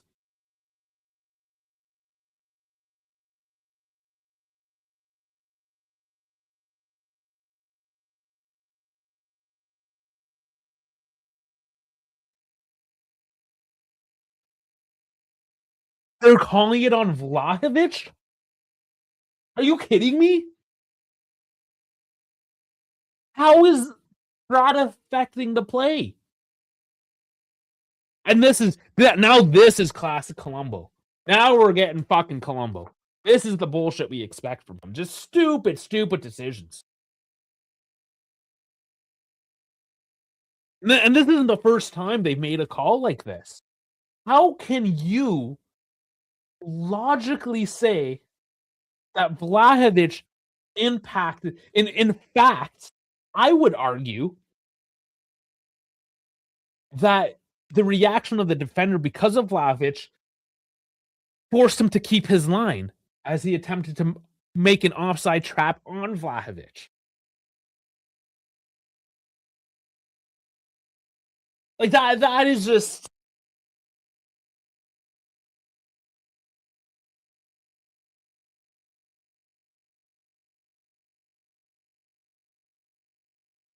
it's Colombo. It's fucking Colombo. He's a piece of shit ref.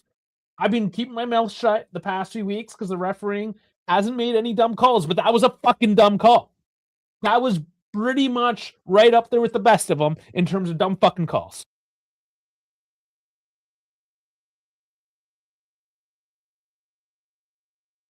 It's fucking ridiculous.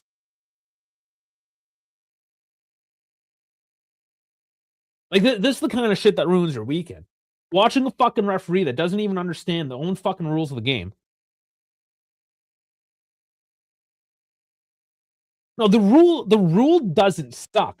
How the rule is implemented by these dumb fuck Italian referees is what fucking sucks. The referees suck. The rules don't fucking suck.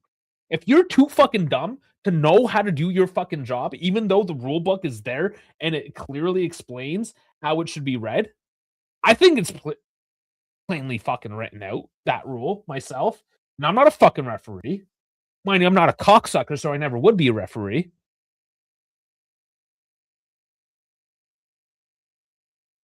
Fucking stupid ass shit, man. Fucking Colombo. Put him up there with Massa and fucking ah. There's all the other ones I fucking hate. Mariani. No, Rocky is king shit. Fuck, there's way too many. There's too many to hate, and that's the problem.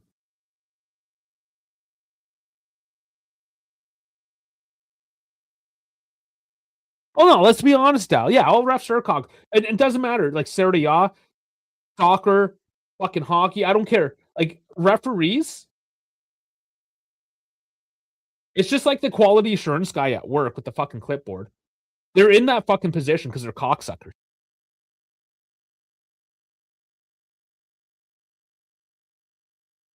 Like you have to be a certain kind of person to want to enforce the rules to the point where you get off on. Like these guys get off on this kind of shit.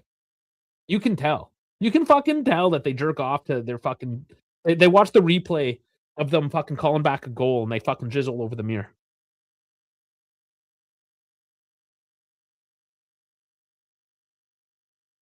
Well, yeah, Jamal, like you're saying, Vlahovic isn't interfering. That goal still happens. Yeah, that defender had nothing to do with the fucking goal. And you can't say that the goalkeeper was out of position because he made the first two fucking saves.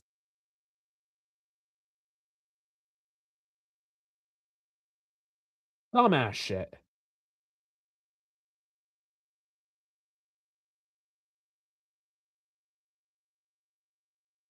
On his fingertips. After all that, even though he didn't have any fucking effect on the play, it was his goddamn fucking fingertips of all things that were offside. Like, it's called the spirit of the rule, not how you fucking think that which team you should win or who you want to fuck over any given minute. It's called the fucking spirit of the world. You have no because you're fucking piece of shit Colombo. You have no fucking soul. You have no fucking spirit. That's why you make dumbass fucking decisions. That's not even a decision. That's just a blatant disregard for what is fucking right in the world. Fucking piece of shit. Yeah, refs equals incels. I would presume there's a high percentage of incels in the refereeing community. Refs should be ex-footballers. Changed my mind. Um, no, I won't change your mind. I think that would help. It's hard because these guys, you have to start training as a ref when you're younger, but that's also part of the problem, right? Is that you get this ego. I was so once in a while I'll call a hockey game, just like some local shit here in town. And the last game I did, like, and I know the refs there too. Um, and one of them was my buddy's son, and he's young, he's like 19 or whatever. And he just totally Gen Z'd the fuck out, all offended because he made a bad call and the bench was calling him out on it. And then he ended up giving penalties because his feelings were hurt. And I'm like, dude, you made a bad fucking decision. Like the other refs, because there's three refs in hockey, the other two didn't call shit because it wasn't a fucking penalty, and you did. Tell me that you're not a fucking piece of shit. Like it doesn't matter where you go. At what level? Yeah, they're all fucking cocksucking incels.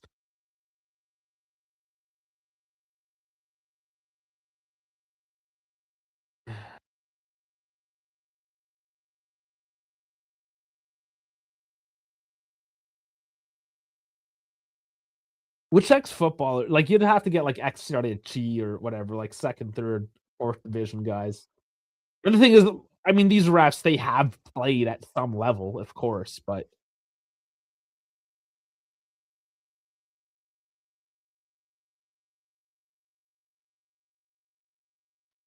nah, they need some more like actual real life experience, real footballing experience, because it's yeah. You look Bayern PSG this past week, right? Like how many of those calls were fucking ridiculous?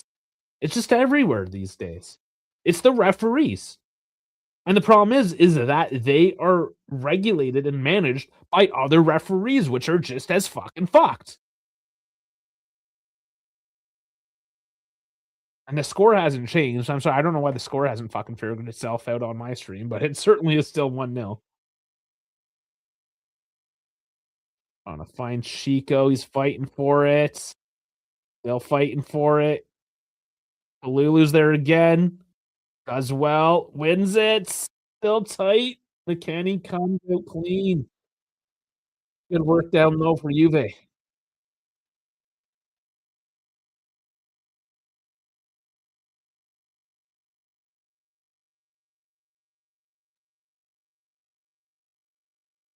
And here we go. Yildiz puts it wide on the right foot. Can't get much of a curl on it at all and just goes direct out wide of the post. But good effort by the whole team down low to kind of dig that out. Keep the ball alive. This keeping something moving. Creating a chance. It's the right idea.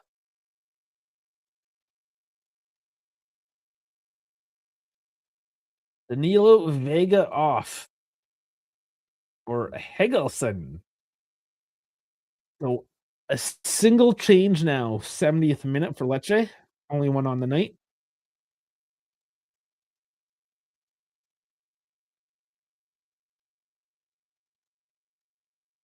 And Helgeson already making an impact. Lecce gets stopped by Loca.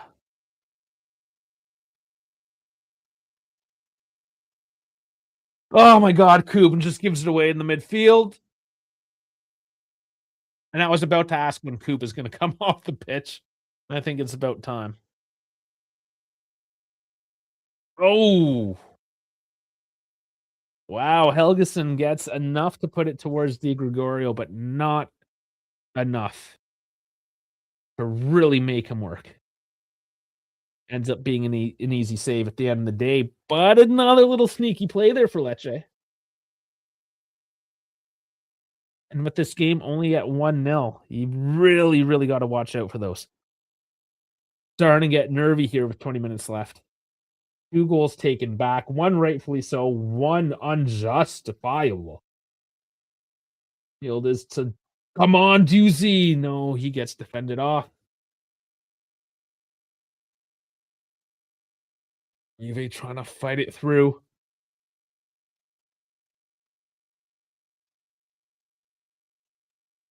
Lecce are doing well to defend and just not let it get worse, hypothetically, I guess.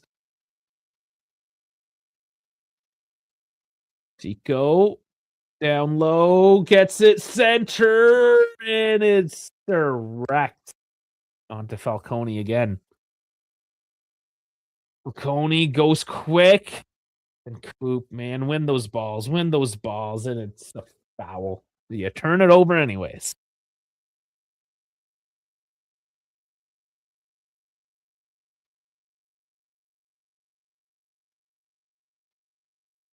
Oh boy. It's Spalletti just staring into the camera.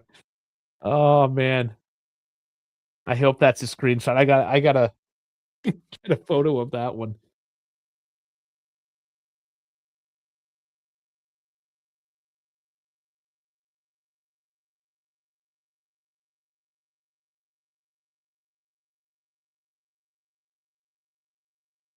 Yeah, then we need to regroup on this. Keep the focus. That's the hardest part now for the boys is keeping the focus. 2 changes for Lecce, none for Juve. I'm starting to wonder the game plan. Vlahovic wins a corner. It also shows that he doesn't have any real faith in his substitutions. 2 more changes for Lecce. Not quite yet, but they're on deck.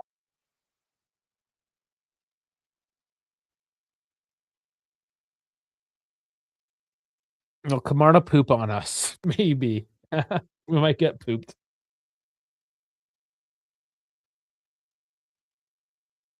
And headed out. Lulu trying to volley, gets blocked out. Back to Loca. Maintain the possession for the time being. Chico doing well. And he just loses it. Can't get past the third man.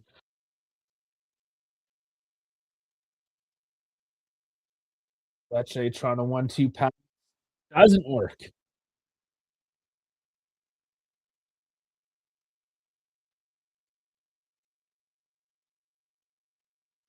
Working on the right. We know is the preferred side. Chico in the box. Brings it back out. Lecce in deep. Ambiaso with it. Cutting over, cutting in. Crosses down low. Vlahovic can't get a clean touch, and Lecce will walk out. Moving the ball forward now. Kadira with it. That's got to be an offside. That's got to be offside. Banda, who was the goal scorer last game, finally gets whistled down. Duthram and Boga for Dusan and Yildiz. Boga as a 9. He's had his moments. I would still put David for Dusan. Especially later in the game, because David does a lot defensively.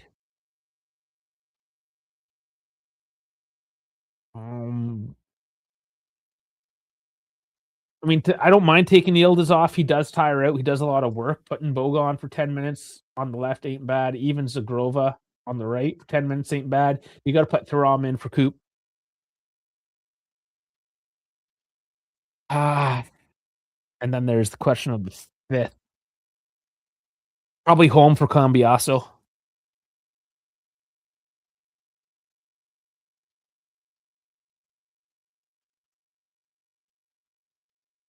Any that might have been offside, but we'll see how it plays. Vlahovic tries to go too high on it again. Oh, Vlahovic. Jesus. Keep those balls down. Like, why? What's his asphyxiation with shoving it into the top shelf? Like, he could have gone far post on that, low and hard.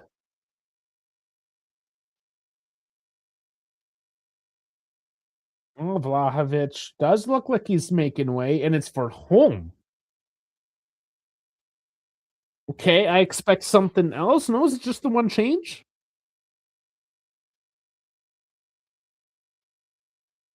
Well, this is going to change the formation then. So we're going to go for more of a false 9 situation here, I believe. So you have McKenny and Chico currently sitting up top. We're defensive now, so let's see how that plays out.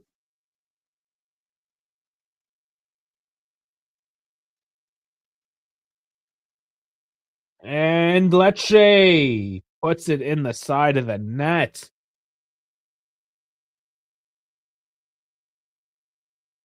Again, too close. Way too close for comfort at this stage in the game, especially.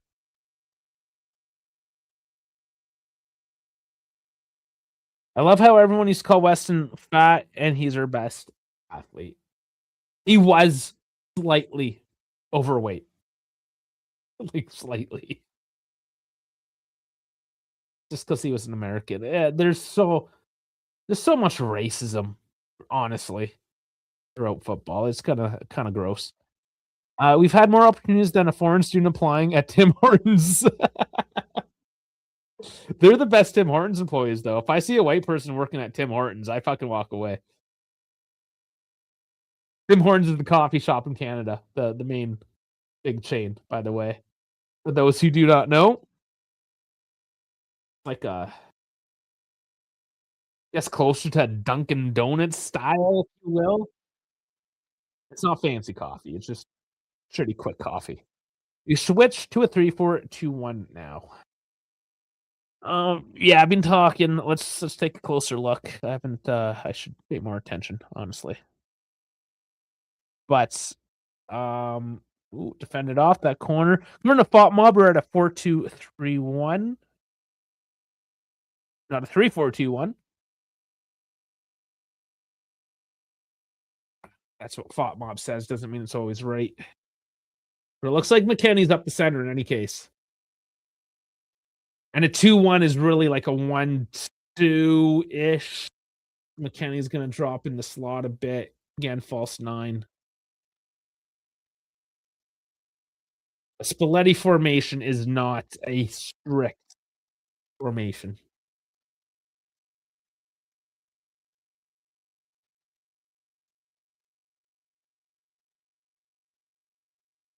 Yeah, just the one change still for Juve. 79 minutes. Oh, Pico found. You can't come out clean though. He has to do a bit of work now. Here is home. Going deep with it. Tries a back heel. Has no support. Pico fighting. Can't win it out. And picks up a yellow for that challenge coming in from behind. Chico's yelling. I guess he considers that a professional foul. That or he's just letting out some anger. I'm not sure, but it looked like he was celebrating that tackle. Wasn't tons in the challenge. Just got in his feet there, but stopped forward play. I guess that's a yellow. 80 minutes in, usually get called on a yellow for that, I suppose.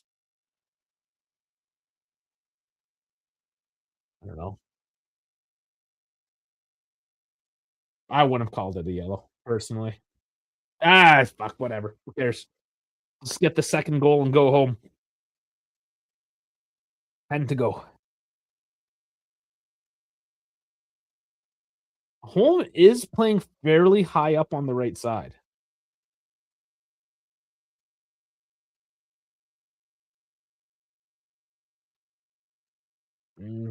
Bad play there. Cambias doesn't hold on to it.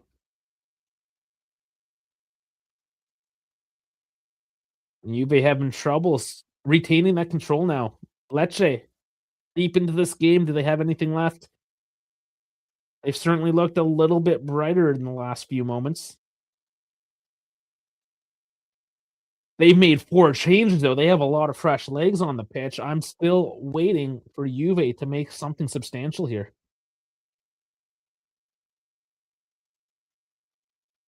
Oh, big shot from long range. Big rebound, but it's cleaned up for the time being. And now it's Chico taken out. You're not going to throw a yellow card out for this one. Oh, there is a yellow card. Yep. Florence getting it. All right. Yeah, let's get the replay on this.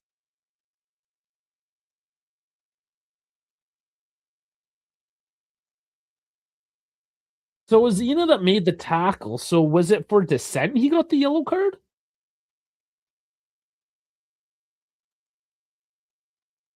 Jean Florence obviously said something naughty, and Colombo had his feelings hurt, so he got a yellow card.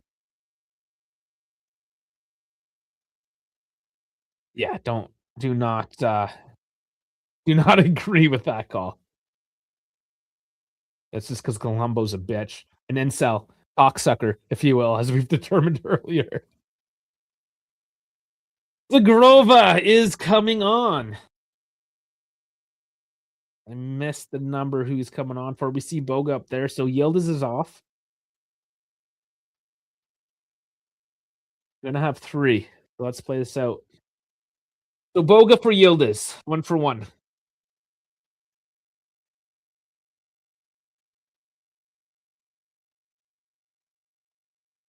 Zagrova should be Chico.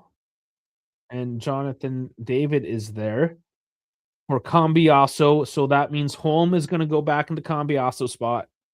David will go back into the striker position. I think Spalletti realized that was a fairly silly substitute. Maybe he just had to get Dusan off, and Holm was the only one ready to go. I don't know.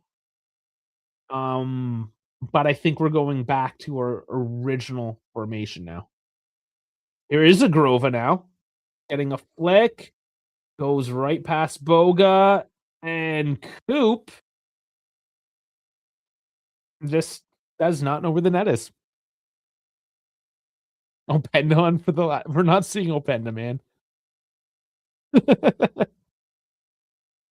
Uh, actually, there is one more substitution we can make. We might. You never know. I think we got one more that has not updated. Nor has my scoreboard updated. Still stuck at 2. At least the time's right. David with it. He's kinda up there on an island, though. He doesn't have much support. Of course, he has no options and loses it. But one back now. Zagrova. Lulu. He tries to change direction and it's a miss pass. Sends Lecce the other way now.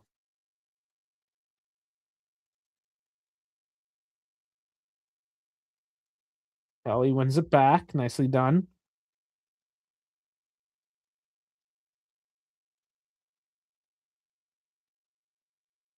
Juve just need to regroup now. Not do anything stupid. Don't give Lecce any chance at this. 5 minutes to go. And yes, it should be 2-0. It should certainly be 2-0. But alas, anxious moments. Grove doing well to keep it away. Lulu winning a throw.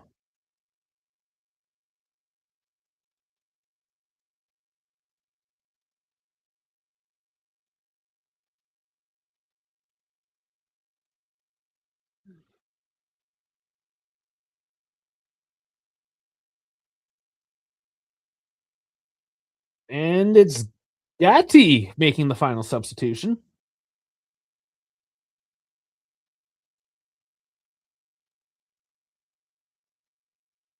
What the fuck just happened there? Goes Lecce's way. They just run into each other. Gatti or McKenny. So how will that change things for the last few minutes?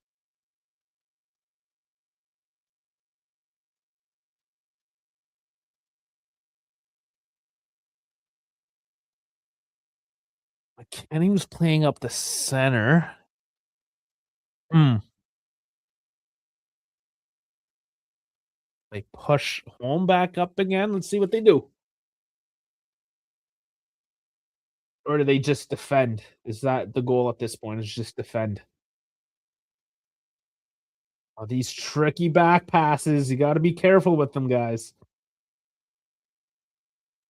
Boom wins it back for now, but giving away. Going out wide now for Lecce, and it's an easy one for Di Gregorio. But I mean, we're gifted. We're gifted at this point. And he worked hard today, but showed his technical limitations. We're crying out for a midfielder to link with the attack. No, absolutely. I think McKenny plays better when he's in less of a midfield role, more in an attack role. Dowder just as a right back. Like, don't make him do too much, essentially.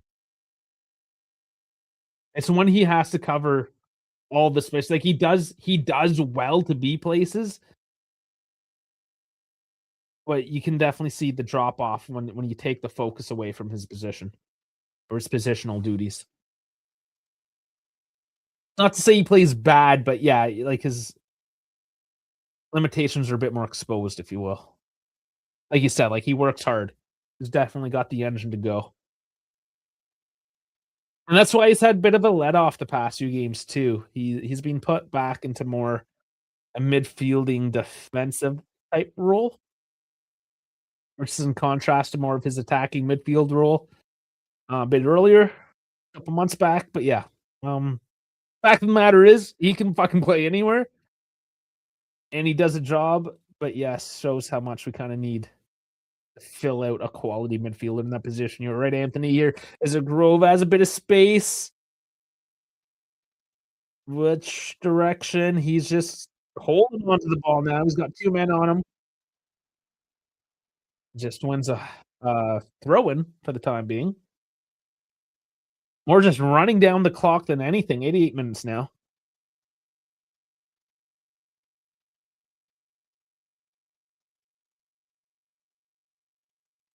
I think too, if that second goal went in at any point, if the game would have opened up even more. That was my prediction.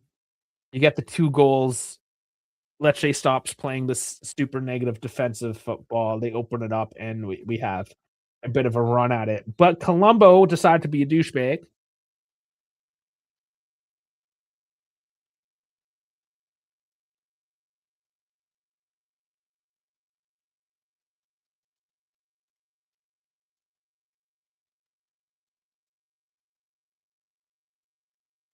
Yeah, Jamal saying 5-4-1 plus David plays fair. He's not an advanced striker by any means, right? He's not going to overcommit unless he's got a clear shot at her. So don't expect a goal from David late on. This is definitely defend for the last little bit here. Seconds left. I'm going to guess about 5 added on.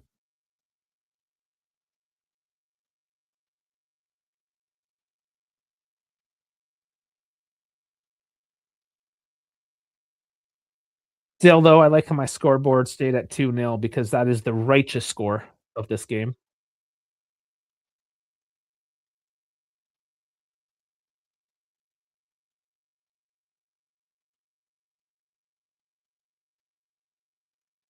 Juve taking it slow now. No rush to throw it in. Final second, and it is 5 added. Bit more to get it over the line now. Full clenching time. Yep. I've been clenching for a little while now.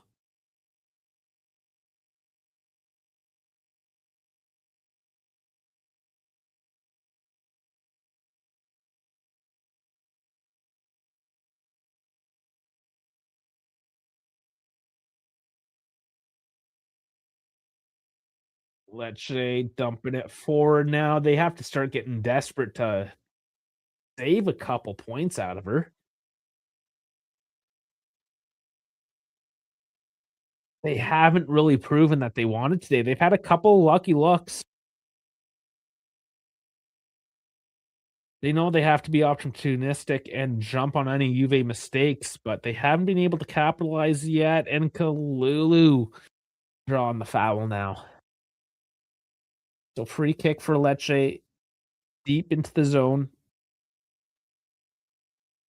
And have to defend a curler into the box.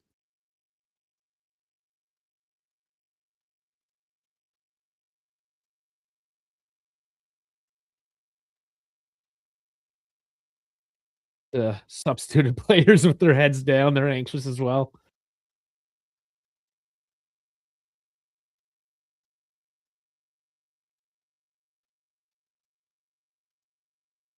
And the delivery headed up. Still alive here for Koulibaly, who's whiffing at it. And goal kick to the frustration of his teammates.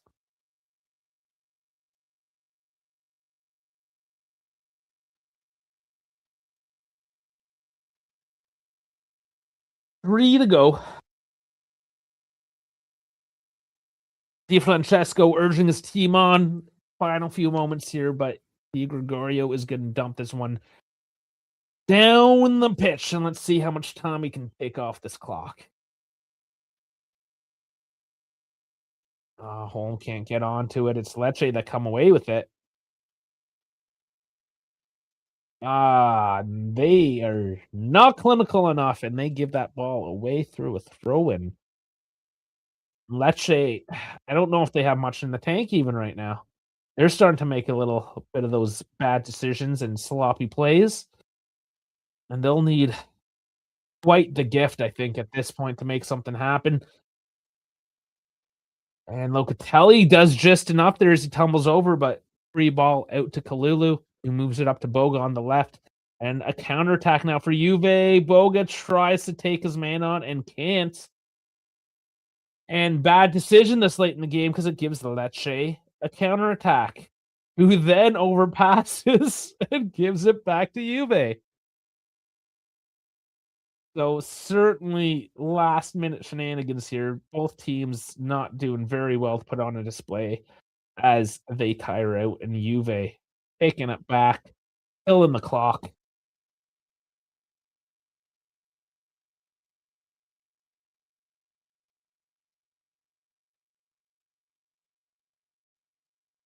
Agrova makes some space.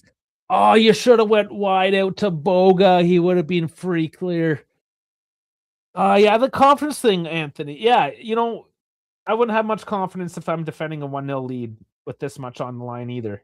A lot of it, you just need to score the goals. And technically they did today.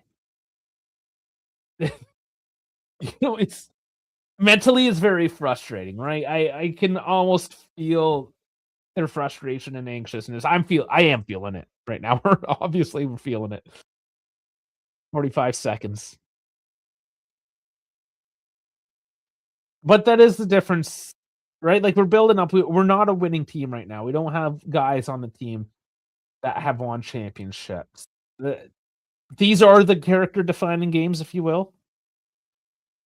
And yeah, if you don't have enough to show it, David, there's space here. Give it off to Lulu. Put it in the back of the net, and he doesn't. Oh my god, Grova, just fucking put it in. Just put it in. Oh, and another save, guys. Oh my fuck.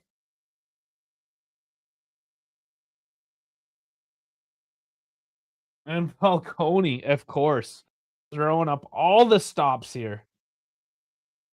Getting the first one off Boga. Second one off Zagrova, and the whistle goes. Did it have to be like that? Oh my lord. Why did it have to be like that? Oh my lord. Oh my lord. Like I already know what the post game needs to be. Because it's not really a whole lot different than every other fucking week. You got to put more goals in the back of the net. That's literally it. And the worst thing about it is that we did today. That second goal, fucking bullshit. That was fucking bullshit, and we all know it. But yeah, all the comments in yawn. Well, what a game. If we played any better team, we would draw. I disagree. Listen, here's the thing. Low block. It's low block central.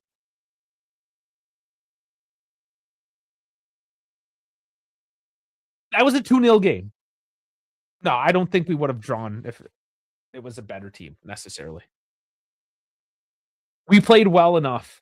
We honestly did, especially earlier in the game. We played well enough. Yeah, let's look at the numbers. The team did not play bad today. The game was bad to watch. Yes. But we can't confuse that with the team playing bad. It's Chico 2 weeks in a row now, like doing so much work. So much, but just not resulting in anything. Vlahovic technically putting a couple goals in. Okay, yeah, that one was offside. But the second one, like, look at the numbers. The worst 7.2 for Bremer because he didn't have to do a shit ton today, you know? When you look at Lecce, look, Prodati gets a 4.8. Basically, these guys did well because they shut down Yildiz today, and the rest of the team, and Falcone, because whenever the goalkeeper plays against Juve, they think they're prime Buffon. I mean, he didn't do enough today, Falcone, but he did do enough to keep the game tight. Listen, again, the guys played well. Substitutions were a little shaky. We can maybe touch on Spalletti's decision making on substitutions, but it's clear he has his favorites this late in the season, and he's given the guys that deserve the minutes and not just tossing out your Opendas, for instance.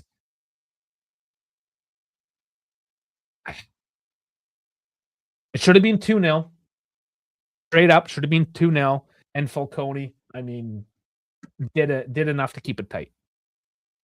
FIFA has ruined football. VAR is ruining football. These officials are fucking horrendous to the point I'm losing interest in the sport overall. You're not incorrect, Jeff. Was it raining today? Could not be heavy rain. But we never play well in the rain. That's true. Like, that's why I do the weather report, because these things have an effect. It was at least overcast and a little bit chilly. But regardless,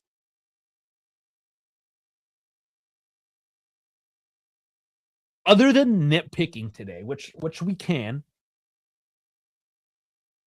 Vlahovic trying to sky the ball every time. The first one worked, and then he tries it multiple times and puts it over the bar.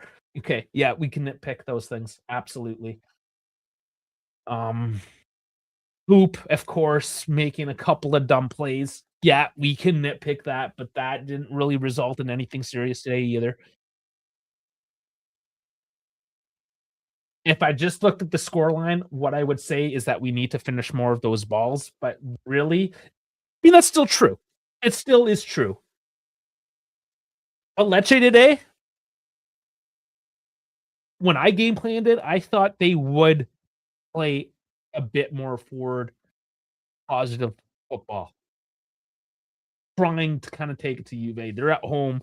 They do need to, make something of it. They're not free. They're potentially only 1 point clear of relegation, depending what Cremonese does to Pisa tomorrow. I thought they would have done something to try to at least get a point, and they did not. They parked the bus today. And the only top team, and we've said it pretty much every week, that can break down the low block this year is Inter. Now, Inter can't beat a fucking top team to save their life unless they get handed it, like the Bastoni situation against Juve. That was the only top team Inter won this year, and it wasn't even a deserved win. They're literally good at breaking down the low block, which is like 3/4 of this league.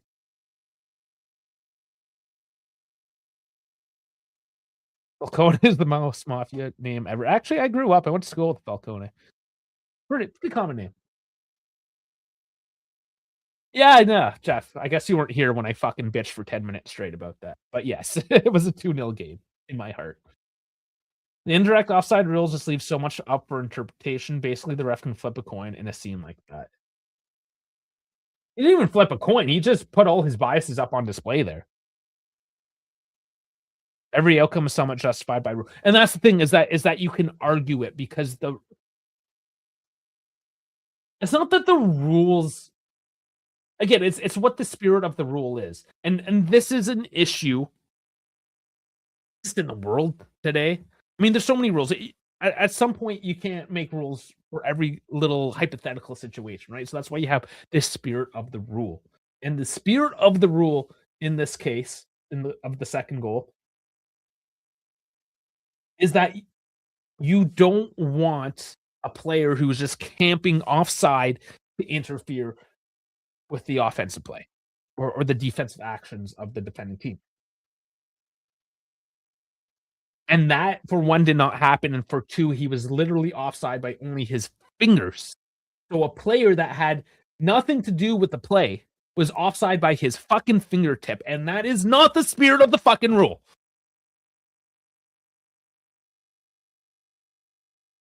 So you have a guy that's making multiple hundreds of thousands of euros a year that cannot figure out that fucking decision. And in the background, you have the referee designator, the head ref, rookie, under investigation, along with a bunch of his compatriots. And yet, we still have to witness this bullshit. So that's my biggest takeaway right now of this game, is once again, the refs are a fucking piece of shit, and I don't know how they get protected or let alone keep their fucking job. Because if this was in my line of work, bitch should be fired. Like no questions asked. Decisions like that will get you fucking fired in my line of work, and I don't make nearly that much fucking money to do it. So why do these motherfuckers get to get away with it? You know? Like if a medical professional was able to make bad decisions like that, you think they'd have a fucking job?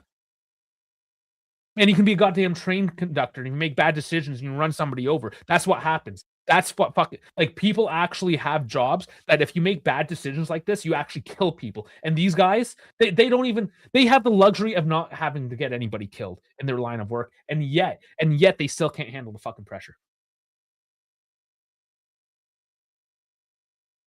That just means you're a fucking piece of shit human being. Like, you should work at fucking McDonald's because you can't handle the pressure. In fact, I think trying to serve that many people through a fucking lunchtime rush hour at McDonald's would fucking break these fucking Italian referees. That's how much they fucking suck at their job, that they're not even good enough to fucking handle the job at McDonald's. They can't even fucking flip burgers. That's how bad these guys are. Regardless, it is a win. And it is premature to look at the table, but we're going to take a quick peek. We are currently sitting in third place, but Milan have to play. Now, it's Atalanta, not the easiest game.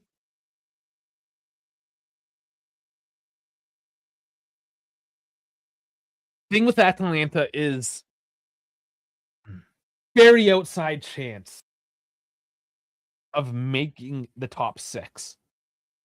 That would require Como to lose all of their games and Atalanta to win all of their games. And Como plays first thing in the morning. If Como pick up a point tomorrow, Atalanta's season is effectively over. The only people, like, maybe Lazio can catch up. There's 4-point golf there. You know, like, and Lazio's already played as well, so 2 games left to go. For all intents and purposes, if Como wins tomorrow, Lazio finishes in 7th. Or Atalanta, sorry, finishes in 7th. Absolute worst case, 8. Like, there's I don't know. I don't know if that's gonna play into tomorrow's result against Milan. But we'll wait and see, of course. We just gotta tomorrow's another day. We gotta wait and see. Most important thing, because we are focusing on ourselves, is that no matter what we finish this weekend, no worse than 4th place. With 2 games left. But still probably maybe just 1 point ahead. Ugh. Going down to the wire. But this is why we watch it. This is what makes the league exciting, even if the individual game today may not have been the best. Okay, it's officiating. If officiating VAR is based on interpretations, not based on objective observation of what you see in the game, it's then no surprise the Italian officials will act in bad faith over Juve. Well, referees like Colombo would. Absolutely, because Colombo is on my hit list. You are correct. We all have every right. Like, and not even as Juve fans, as fans of the sport, you can be an Ipswich fan. I don't give a fuck. Like, you will be upset with that officiating call. Just like we're upset with what happened in Bayern in Munich on Tuesday, was it? Just like we've been pissed off way too many times before. But otherwise, guys, one game at a time. Oh, fuck. Inter Miami beat Toronto 4-2. Let's see. Who? DePaul, Suarez, Messi. Oh, what do you know? What do you fucking know? 3x top world class, whatever the fuck. Of course, Inter Miami. All right. Looking at tomorrow. We don't care about the MLS. Dallas Verona Como. Paying attention to that one. Cremonese Pisa. It's a relegation battle. Pisa's out. It's more so for Cremonese, so that might be interesting. Fiorentina and Genoa. Good mid-table game, I suppose. Parma Roma. Paying attention to that one. And of course, you're paying attention to Milan Atalanta. So tomorrow's actually going to be a fairly exciting game. So I think I will go do my grocery shopping this afternoon. So I have the whole day to just dick around, watch some footy. Isn't Toronto in Canada? Yeah. Yeah, of course it is. It's the largest city in Canada. Where I'm sort of from. I'm not from Toronto proper, but like pretty close originally. Haven't lived there in like damn near 20 years now, mind you, but yeah. Well, that's why, like, because I'm from Toronto. That's why they're one of my Juve and PFC are my favorite teams in FOT Mob. That's why they show up at the top when I. Where are we? It's like here. It's got both my teams. Why is it playing Miami? Because it's in the MLS, and they're both on the East Coast, same time zone. So they're more likely, because in North American sports, you try to keep things East and West, play most of your teams within the closer time zones, because there's 5 time zones in North America. So yeah, the MLS.